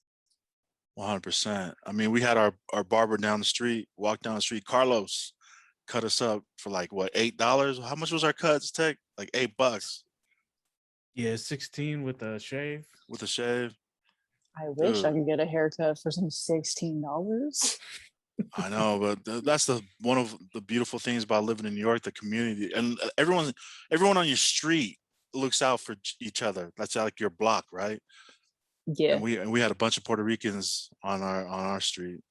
Always looked out like for us. Even like when I would come off the train by myself, like there was always a group of guys that lived in the building that would like be kicking on the stoop, playing cards, like talking shit, whatever the case is. Like they would always like watch my back when I was leaving, when I was coming in. They'd let me know if something was going on. Like again, just like would check me if I was in the elevator with a stranger or someone they didn't recognize in the building. Like they were very like, nah, you got to recognize who's in, who's out, like who lives here, who doesn't live here. And it's just like, I wouldn't say that I don't have that here. It's just not as prevalent. Yeah. And when you stayed in Spanish Harlem, it's very much like that. It's a very tight-knit community. Mm-hmm. They look out for their people. Yeah. Whoever is on your block, they look out for you. And if you're new to the block, they're gonna check you, man. That's so like, where are you from? Yeah. Shoot. So coming up, you got what is it? Fashion Week coming up. Fashion Week's coming up. That's going to be the beginning of September. They're doing castings for it right now. Definitely going to be different this year since for shows because everyone has to be vaccinated and like I'm very curious what this is going to look like and if they will have an audience this year like to do runway and that type of stuff. So it's definitely going to be interesting for sure, to say the least. Well, lots of luck to you for that, man, because that's a big deal for the fashion and modeling industry. Fashion Week. I'm excited. Is this your first one? I did Fashion Week in, was it 2017, 2018. I had walked in 2 shows, but then I took the break and I was moving back and forth. So this is probably the first one where I feel like I'm really like focused and in it versus like kind of being thrown in the mix where it's like, there are certain shows and certain people that I would like to walk for, but we'll just kind of see what happens. Nice. And now you're more familiar with the game, so yes. Off top, like you think, you know, like, especially like with any industry, especially modeling, I thought I kind of knew what modeling was about. And I really felt like it took me maybe 3 years to like mentally develop myself, in a sense, to know how things worked and how things kind of functioned, and kind of like almost like playing a game of chess. Like, you kind of have to learn the movements and like how to kind of reevaluate what you're doing, and how, if one door closes, like, okay, like, how do we get in a different way? Like, what's that look like? Where's the window? Where's the back door? For reals, yo. You there's times when it was been fashion week and you might have not been invited to the casting, but girls would text you and be like, oh, this casting's happening here and this casting's happening here. Like, bro, you haul ass to the show. Like, even if you just walk and see what happens. Like, you don't know that. Like, at that point, they've seen hundreds of girls. They don't know who they invited and who didn't invite. Like, Oh, okay. So you just show up and just walk. Pretty much. Like, they'll do sometimes like quick little digitals, but a lot of the times it's just like comp card, walk, see what happens. That's what's up. That's a pro tip. That's a pro tip right there for people that are listening that want to break in. Shoot, even if you like, there's even regular castings. Like, if you have friends who are models and they're going to castings, you should ask if it's an open casting and see if you can show up or pop in. Like, just show face. Like, people aren't going to know who you are until you start to show face. And even if you go in and they're like, sorry, it's a closed casting, like, they might think of you for the next time, or they might really like your look and be like, no, just give me your comp card, we'll see what happens. Like, you have no idea. And like, don't count yourself out, let them count you out. Like, I would rather go to a casting and basically like, okay, fine, they said no, but like, if I count myself out before I enter the building, I'm already out. Like, sheesh. Right. Another pro tip. Y'all getting some golden nuggets here. I'm telling you, because there are a lot of our listeners that they've listened to Veronica's podcast, our episode with Veronica, from Australia, New Zealand, Polynesians that want to know more about modeling, and got hit up a lot for like questions like this. And to see you up and coming, like, you're blowing up on all just our like, the only thing I could say for people, if they want to do modeling, just put yourself out there. Like, just do it. Like, you might think that you, like, I thought I had to lose weight before I got modeling. I got signed literally 2 months after that. Like, stop counting yourself out, because I did it so much to my own self, where I was like, oh, well, I have too much of this, or I don't have enough of this. And it's just like, yo, I'd rather just go in there, and if they don't want to work with me, fine, they'll tell me that, like, oh no, it's probably not a right fit, but at least I put myself out there. Like, I let them see me, so even the next time they might remember me. Like, you want to go in there super confident, like you already got the job, like, and then when you're in there, like, work it, make it work for you. Like, don't be shy, don't be timid. Like, you're there for a reason. Like, you might be the only Polynesian in the room, but show them that you're the only Polynesian in the room. You know what I mean? Like, that's what's up. Make your presence known. Yeah. And I mean, like, it's hard. I feel like it's hard for Polynesians not to make their presence known, but I feel like because we're like bigger people, for lack of a better terms, like, I do see a lot of like Polynesian girls who are either like timid or they hide behind their tomboyishness to like almost like not come out, in a sense. But I'm like, sis, like, you know, you got it. Like, just show out. Why not show out? Who cares if it, like, and I feel this way, like, especially in the Polynesian community, like, we be hating on each other for like whatever reason. I don't know why, but like, I feel it's a thing. Like, think of like, if we were to just bring each other up, like, if we were to put our own people on, like, yo, like, we would be unstoppable. Man, 100%. I mean, if our people back in the day navigated the biggest ocean in this world, not even like a compass or anything, if they just went by back the and forth. damn stars, like, by the stars, like, like, learning about our history and our cultures, like, that stuff baffles my mind. And it's just like, that this world is so big, but like, look at what our ancestors did. Like, look at how they traveled, look at how they navigated, look at the worlds that they created pre-colonization. Like, you have everything you need within inside you to do whatever it is that you want to do. Like, go do it. Right. Sheesh, that's huge. And you know what I was thinking as we were talking here? I don't think I've ever heard. What if there was a Polynesian modeling agency?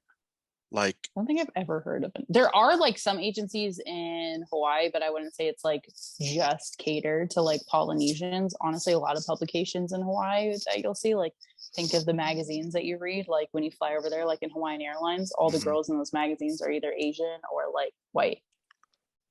Very rare that if you do see a Polynesian, she's mixed with some sort of Asian in there. And it's like mhm. the smaller side of like any type of poly, but typically it's 90% of the time Asian or white people in publications in Hawaii, at least. Sheesh, yeah, that'd be nice to have a little bit more representation. Oh, Yeah, definitely. absolutely. And then, like, how often are you like? Because for those of you that don't know, Kamaile, how tall are you? First off, I'm like 6 feet on a good day, give or right? take. Could be like a Her, little taller. yeah. So I was walking around with Veronica and Kamaile in downtown New York or midtown, and left and right people just stop in their tracks and just start taking photos of these two girls. And first of all, you guys are super tall, and you guys definitely stick out. Like, how? I mean, when you're walking around downtown, like, how often do people stop you and ask how tall you are?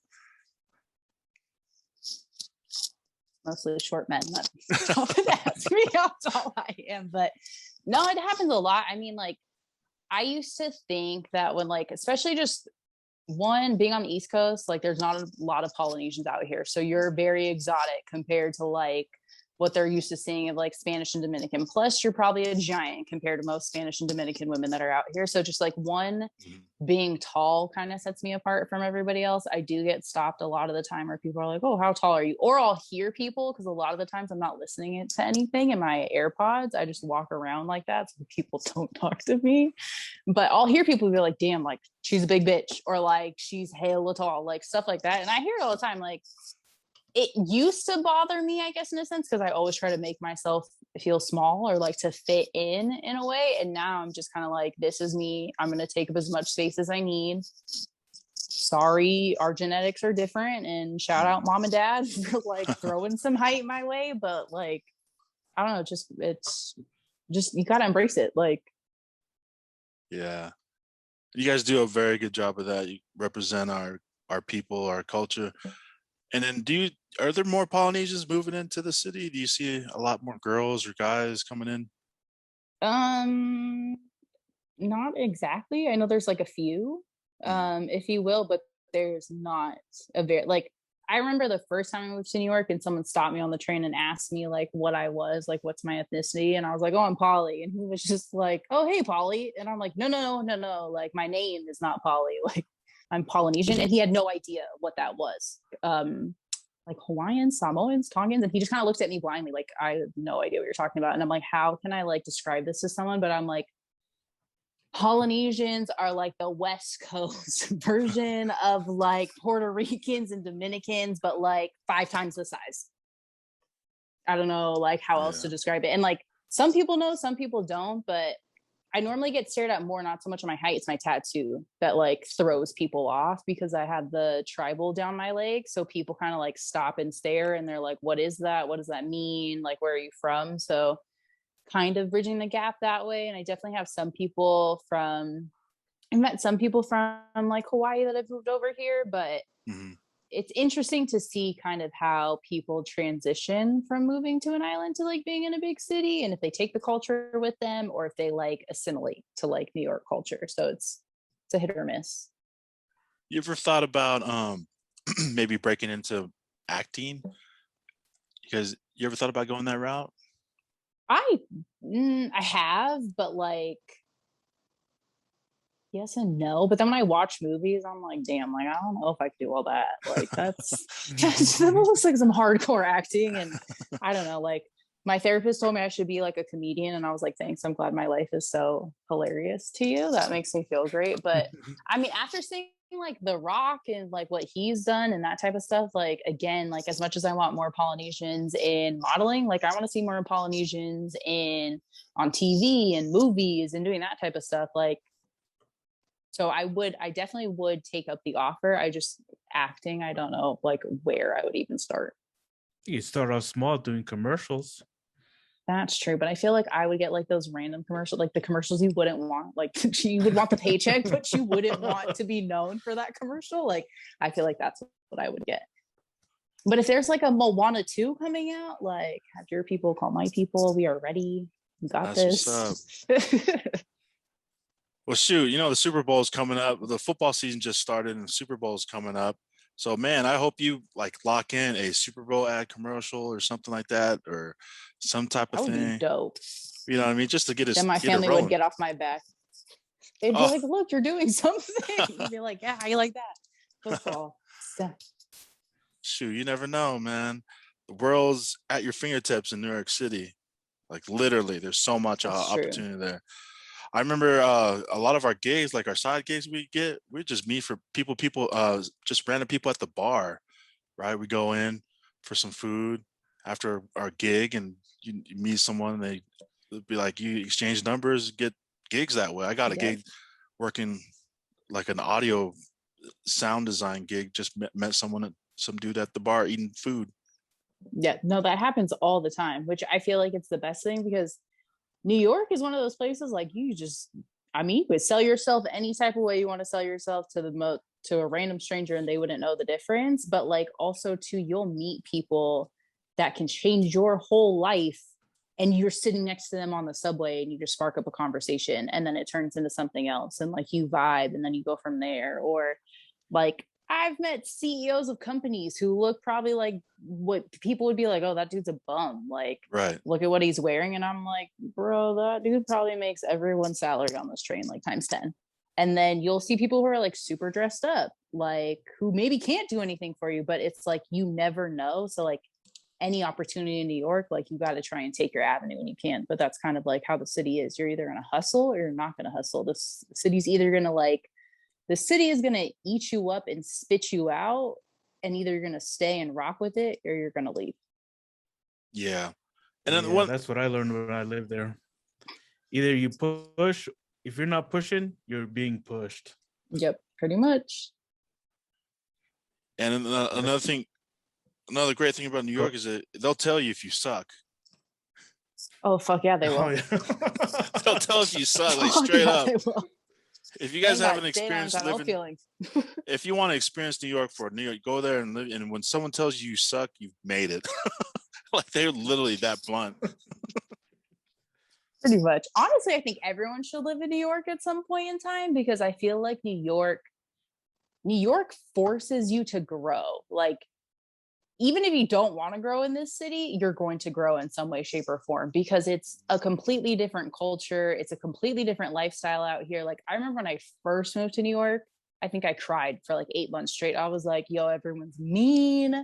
And like, I just can't take it. Like, I used to hold the door open for people all the time because I feel like that's just, our people are just super hospitable. And one dude came up to me and he was like, sis, let it go. Like, you're going to hold this door open and for an entire hour and not one single person is going to tell you thank you. Just fucking go. Just keep going.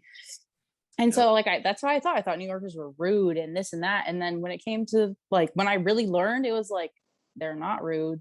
They just mad because their rent is high and they're in a rush to get to their job. Like, and you're in the way. So move. Like, that's just how New York is. And New York is just amazing. Like, everyone should live here. You want to grow as an individual or person in general, especially if you're in like any type of like art-based position, whether it's music, movies, modeling, writing, anything like that, you should just come to New York. Even if it's just for a little taste, even if for a couple months, like this city will change your life. Really will. Quick. Yep. Yeah. With even when you're not ready for it. Yeah. Yeah. How high is your walk up? How many floors? I live in a 4th floor walk up. So it's not too bad. I'm also on the 4th floor. So yeah, getting them stairs in daily. It's not terrible. It's not bad at all. Like, would I prefer having an elevator? Sure, absolutely. But again, I kind of think of like my little box as like my rite of passage in New York City. Like the next step will be the high rise and the elevator and all that good stuff. But I'm just enjoying, I'm not enjoying the stairs. They know we're enjoying that shit, but I'm enjoying everything else about my building. Oh my goodness. The worst thing about walk-ups is having to move. You don't have to tell me twice. Okay. Like I thought I could really do it. I really did. And then I had like shipped all of my stuff to my friend's house, and she lives in Brooklyn. She also lives in a walk up. So we had like taken it up her stairs to take it down the stairs to bring it here to take it up my stairs. And I was like, at that point, I just called movers. I was like, nope, I don't even Yeah, care. nah. I'm just paying for it. 100% I would use movers. If I had lived in a walk up, especially when we had to go help, when Rachel asked us to help her move, it was me and Tech. Mind you, she lived in the top floor of this walk up. And the walk up, oh wait, was it the top floor? It was the top floor. It was the top floor. And it looked, you walk into her apartment building, it looked like Harry Potter's mansion. Oh yeah, nah. The cool thing about like my staircase is it's like one set of stairs. It doesn't do that weird wraparound thing that some floors do, which is nice. Yeah. But yeah, nah, I would have been no. Like when I first decided to move here, like everyone was like, do you have like guy friends that live in the city? And I'm like, what are you talking about? And they're just like, guys to help us move. Like you don't have no guy friend. I was like, all of my uncles and cousins are in California. Like I don't have those people to help me move out here. And I was like, it can't be that bad. Like when I had to pull up my suitcase up these stairs, I want to shoot myself. So I was like, no, we are paying someone. I don't care how much it costs. Like someone will move this for me. Yeah, it's worth the money to have someone, especially since those companies that have been there, they do that for their living. They know how to leverage the weight and everything like that. So if you need a move, 100% you should pay for movers, especially if you're in a walk up, like a twisty walk up like Harry Potter's house. Hell to the no. No, because 10 out of 10. And the thing about her stairs is like the higher it got, the skinnier it also got. Oh, like the little, like the little corners in some people's buildings. I'm like, bro, how do you can't even pass anybody. Like you got to let people go before you can walk. I was like, no, these are not the stairs for me. Like when I do move again, no stairs. No. Dude, that tested my manhood when we went to go help her move. I was like, I think Tech we both looked at each other. We're like, never again. That's what I said to my own self when I had to carry, like, because I had people move all of like my big furniture, like my couch, my bed, that kind of stuff. But when my boxes came and got shipped here, they basically assured me that the people will bring it upstairs. And I was like, oh, bet. Cool. Yeah. They dropped off all 7 like 70-pound boxes at the bottom. And they were like, no, we don't carry it up the stairs. Only if you got an elevator. And I was just like, you mean I have to carry this shit up by myself? I literally carried every single box by myself, played like a game of Survivor, and like had to roll the boxes. Like the first one I carried up and I was like, oh, I could do this. The second box, I was like, oh, fuck no, I can't do this. Like, we're just going to roll. And I was like, I was praying that one of my neighbors would come out and be like, yo, do you need help? Yeah, none of them. They probably all watched from their little peepholes. Like, damn, she's struggling. Like, yes, bitch, I am. We're dying right now. Like, but I did it. I didn't want to do it, but I did it. So do you keep yourself, like, in regards of working out, like you're working on your boxes, do you keep a pretty hard regimen for your workouts? Like, do you keep a strict regimen for working out? And the liar in me really wants to say yes, but no. I do work out. I work out at least 4 times a week. I'm typically at the gym. I have a trainer, so we do like a weightlifting program. I am like a sucker for the Stairmaster, so if I could just walk on the Stairmaster all day long, I probably would. I love that machine. But yeah, I try and be as healthy as I possibly can, especially with going to the gym. Like, I don't always like the activity of going to the gym. Sometimes I like to work out outside and just do more of like body weight exercises, if you will. But I try, even though I really don't want to sometimes. And I would prefer if someone just screamed at me and told me what to do, because I feel like that'd be more motivating than me inside my head. Like, you can do it. Like, I'm like, no, bitch, we want to go home. Yeah. I mean, does your agency get down on you for like trying to keep a healthy lifestyle? Do they give you tips or provide stuff like that? They provide words of encouragement. Like, we want you to get fit. I remember when I first got signed, I was probably like 80 pounds heavier than I am now. And that's what they told me. They're like, we want you to get fit. And I was like, well, what the fuck is fit? Like, just tell me how much weight you want me to lose. Like, it would be a lot easier. And then I ended up losing 80 pounds and they were like, you're too skinny. And I was like, make up your mind. Like, my body can only do so many things in such a short amount of time. And so, like, I had lost the weight over a course of probably like a year and a half. And at that time, my roommate was a fitness model. So I used to work out with her at the gym all the time. Like, I had my dog with me. So I'd walk him like 40 plus blocks. I would work out with her. And then we'd also go do like yoga the same day. So I was doing like 3 workouts a day, eating basically the same stuff every single day. I had a super bland, like basic healthy diet. And then now, I mean, like when COVID happened, I was like, I probably didn't wear jeans for a solid year. I think I like lived in like spandex and sweatpants. So like fitness dropped during COVID for reals because I'm like, I'm at home. I don't want to work out right now. But now we're definitely getting back into it. I'm very big on like at least getting myself outside and moving in some way, shape, or form.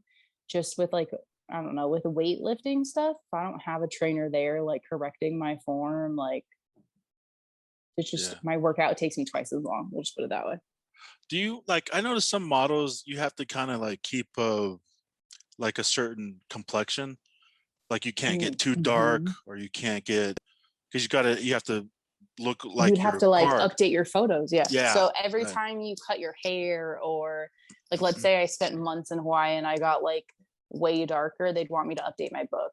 Because when they send my stuff to a client and they're like, oh, okay, this is what she looks like currently. And then I show up and I'm like super tan. They're going to be like, no, she don't look like the pale girl you sent me in the photos. Like, so you kind of have to keep like an even keel on everything. Like your skin complexion, your face, your hair, like anytime you change something, you should be getting updated photos to your agency. That's another pro tip, y'all. A super pro tip for those of you trying to break in. That's like, I didn't know that when I was working with Veronica. She would tell me that, you know, can't be out there too long. Yep. Like when I cut my hair, they were like instantly on me about like, where's your photos? When are you shooting? When are you testing? Like, and then also too, like for girls coming out for your portfolio, like making sure they're current of what you look like. You don't want to necessarily like, yes, include other photos or older photos if they're like good for your book, but to like, it's got to be current. It's got to be like what you look at now. That's why a lot of people ask for like digitals, because those are the most current things. Right. So can you like typically sometimes, are you able to get booked like through your IG? Like people, like agencies look at your Instagram and all that and they book you through there? I've had a few jobs have reached out through my DM of all things, and we've worked that way. So you can find jobs. You don't just have to have an agent to get jobs. Like making sure your Instagram and like that is branded the way you want it to look. So when brands come and look at your page, like they can see what you're doing. They see the reels you make. They see the TikToks. They see that everything's like fashion forward and you take good lit, well photography. Like you can get booked off your Instagram instantly. That's what's up. And then ultimately it's important to be a good person, right? Because it, like when you go and like going to different places, people talk and they'll be like, yeah, don't book her because she was like this or like that or whatever. So that's important, right? Yes. One, again, like I said, be kind. It's free. Like put your best foot forward, but people talk. This industry is small. People will remember you, especially because we Polynesian. We all got like very special names that a lot of these casting directors cannot pronounce. So they will know you and correct them. Correct them when they mispronounce your name. Because I used to let people butcher my name. I used to let people call me Camille all the time. And I just thought it was like, okay, well, they're the casting director. Like, I don't want to step on anyone's toes. Like, assert yourself, but also do it respectfully. Like, you know what I mean? Like, yeah, absolutely. And you know, sometimes that'll be good. They'll know next time, you know. I remember the first time I corrected someone when they pronounced my name wrong, and she was like, "Oh, it was a Camille here," and I'm like, "It's Kamaile," and she just kind of looked at me like, "You're really gonna correct me?" And she was like that was the vibe I got, and I was just like, I just kind of looked at her like, "That's my name. If you're gonna say my name, at least say it right." Right. There's nothing wrong with that. Right. I don't see nothing wrong with that. I bet she never forgot who you were after that. Nope, because I saw her again in another casting and she said it right the next time. See what I'm saying? That's what's up. Is also like your name. Oh, like, go ahead. Go ahead. sorry, like your name holds weight. Like I used to let people, like I used to give myself a nickname so people don't have to pronounce it and stuff like that. And now I'm just like, this is my name. You will learn it. Like it's not that hard. Like I will sit here and we can pronounce it all you want, but you will know what my name is. And people kind of get like tongue tied a little bit. I feel like when they look at it, it throws them off because of like their form of like spelling in English, and then to see like something in Hawaiian or Tongan or Samoan is just like very different for them. But yeah. Did you watch the Olympics at all this year? You catch any of that? I caught the trials. Oh, that's about it. And I saw that little girl won like the skateboarding one in her little tutu. That one. That made me smile when I saw that on my Facebook. And she was like 13 years old or something. Super young. I'm like, shout out to you. That's dope. That's amazing. I love that. And I also, some of my friends were actually in the Olympics for Samoa. They did Olympic weightlifting. So I kind of saw what they had posted and that type of stuff. But nice. I'm like always working or doing something or planning something. And if I am watching anything on TV, it's probably the Food Network. I'm not going to lie. Yo, I'm telling you, maybe start your own little YouTube cooking channel or something. That would be dope. Welcome to my channel. Today we're making spam musubi. Seriously. I thought about it. Like I really did. Like I thought about doing kind of like a private chef deal out here in the city or doing like model meals and stuff like that. But my little ass apartment, I don't know if I could be making that much food for people. And I probably could. It's just more so I'd be in my head about especially like cooking and like wanting to like make sure everything's perfect, because that's the Virgo in me. And all my friends are like, just do it anyways because your food's good. Like normally when I'm at Veronica's house or we're throwing anything, like I'm probably 9 times out of 10 the one that's cooking or like cooking for everybody. Sheesh. Okay, let me know next time you guys throw a food party and we'll roll over there. I'm just saying, y'all are welcome anytime. Did like during your downtime, you said you watch a little bit, maybe not any TV. Are you watching any shows right now? Amazon Prime, Peacock, anything?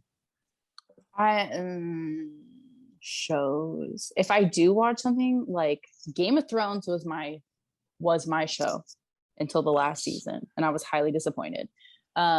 I don't know. I've never like been a bit. Yes. Okay. First off, we can get on a whole Game of Thrones like start, because that last season was trash. I want to redo, like, especially with the guys who filmed it. I'm like, I don't care that you got to make a Star Wars. Everyone gets to make a Star Wars. Like you literally just made the best television show like the world has seen, and you blew off the last season. And then Girl just went crazy out of nowhere. Like, no backstory, like nothing. Like I get her family was crazy, but like she just lost it at the end and like just lit everyone's ass on fire. That just made no sense to me. But yeah, shows are not really my thing. I'm not like a big TV Netflix person. I have been watching a lot of Grey's Anatomy, and I feel like it takes my mind off my own drama because everyone in that show has some sort of drama, so it makes me feel better about my life.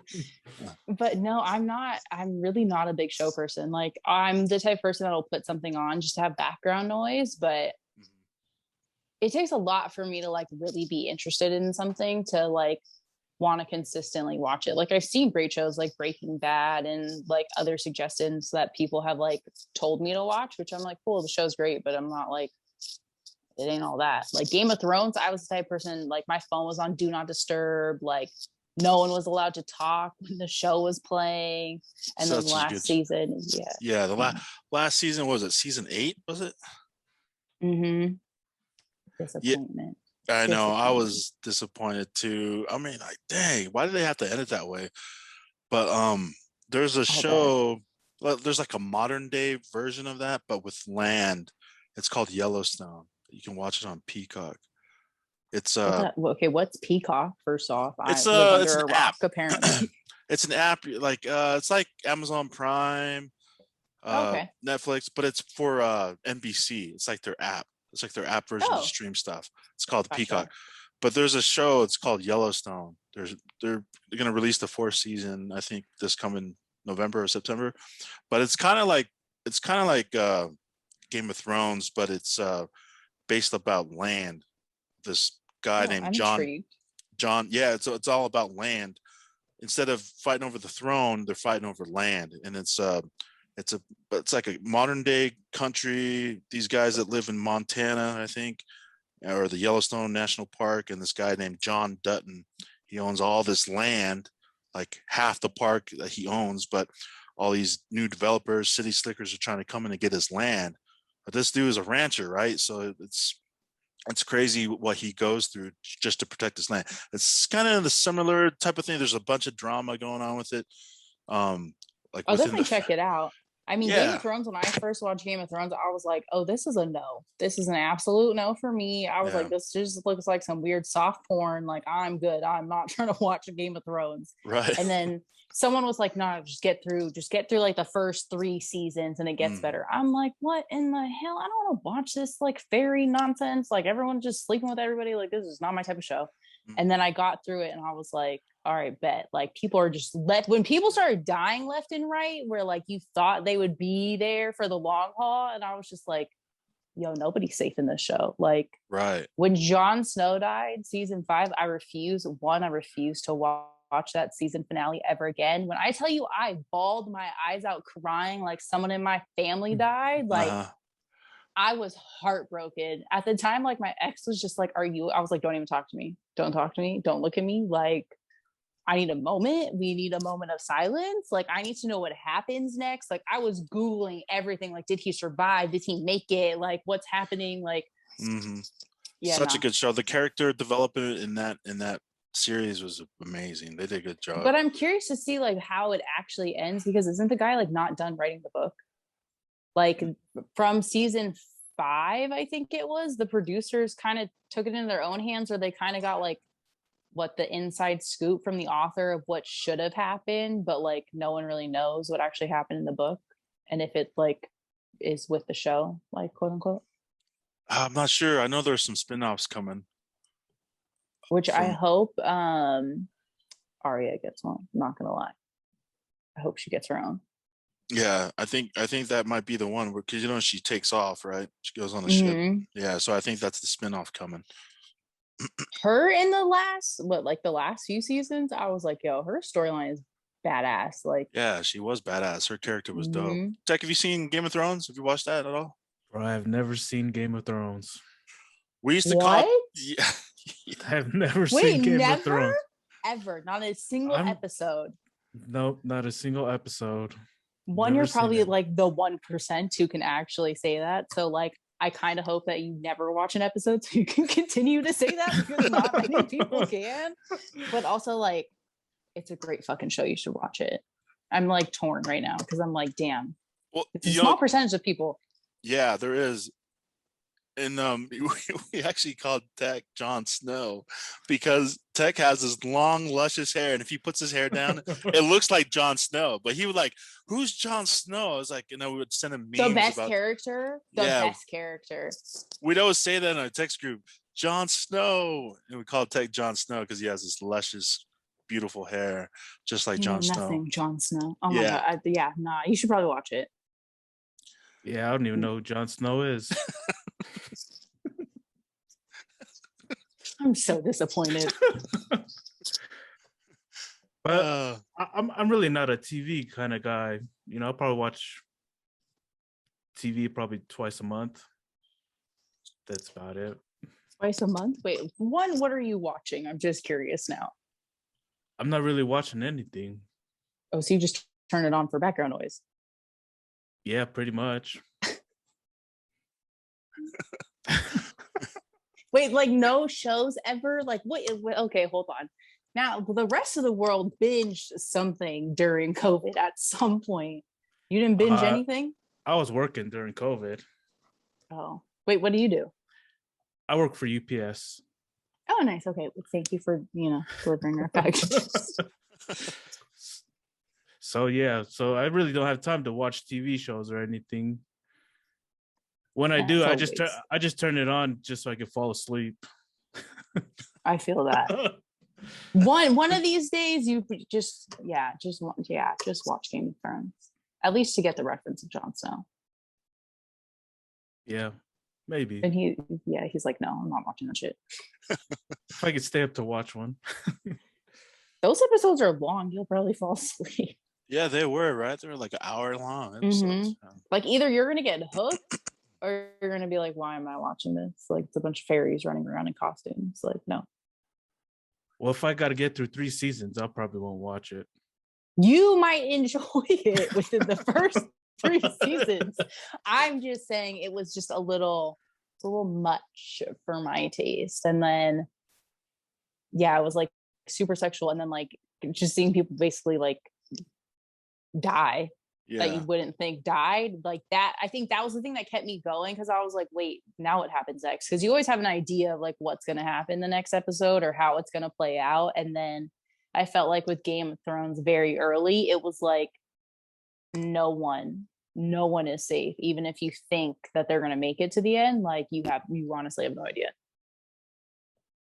But again, you're probably still not going to watch, so we could stop talking about it. It's fine. Yeah, probably. That's a good pitch, though. A good pitch to get someone to watch a show, though. I'm just saying. Wait, so yeah, wow, you don't understand any references. No. All right, it's fine. And you don't watch TV, so no. Hey, but one thing, it is football season, and he is a big-time Kansas City Chiefs fan. So yeah, I will be watching football, but that's about it. I mean, my family always puts on the football games, and I just happen to like be around. But like my family, well, I feel like a lot of polys get like loud at sporting events, but like they be screaming at the television, like the players can hear them, like they're on the sidelines telling them what to do, and I'm like, shush, like shut up, like they can't hear you, but I can, and it's very annoying that like you're screaming so loudly. But my family is like a hardcore Dallas Cowboys.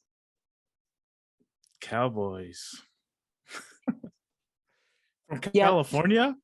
Isn't your family from California? And they're Cowboys My fans? grandma was a Niners fan.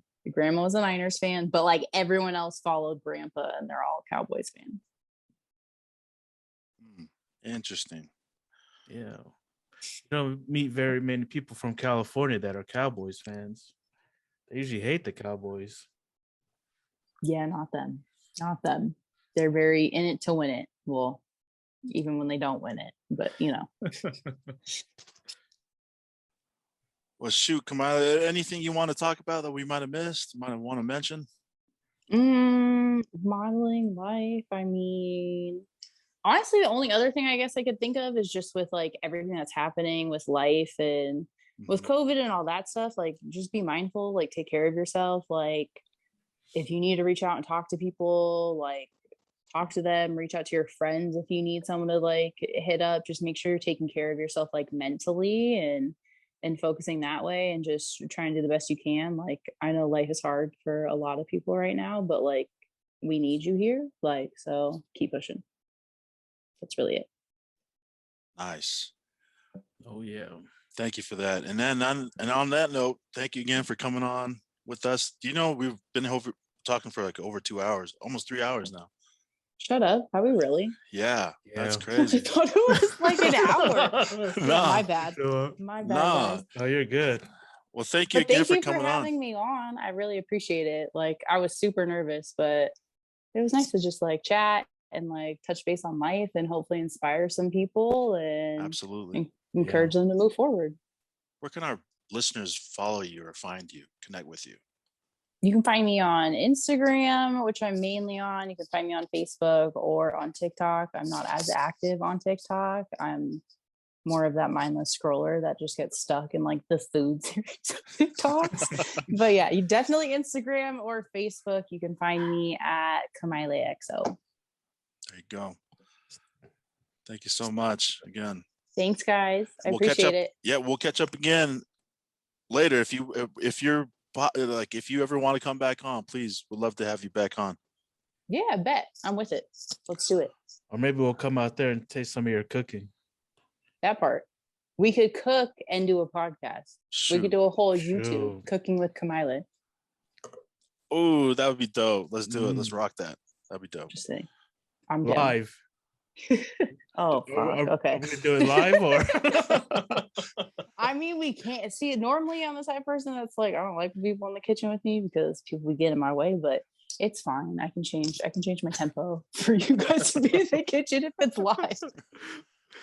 Right on.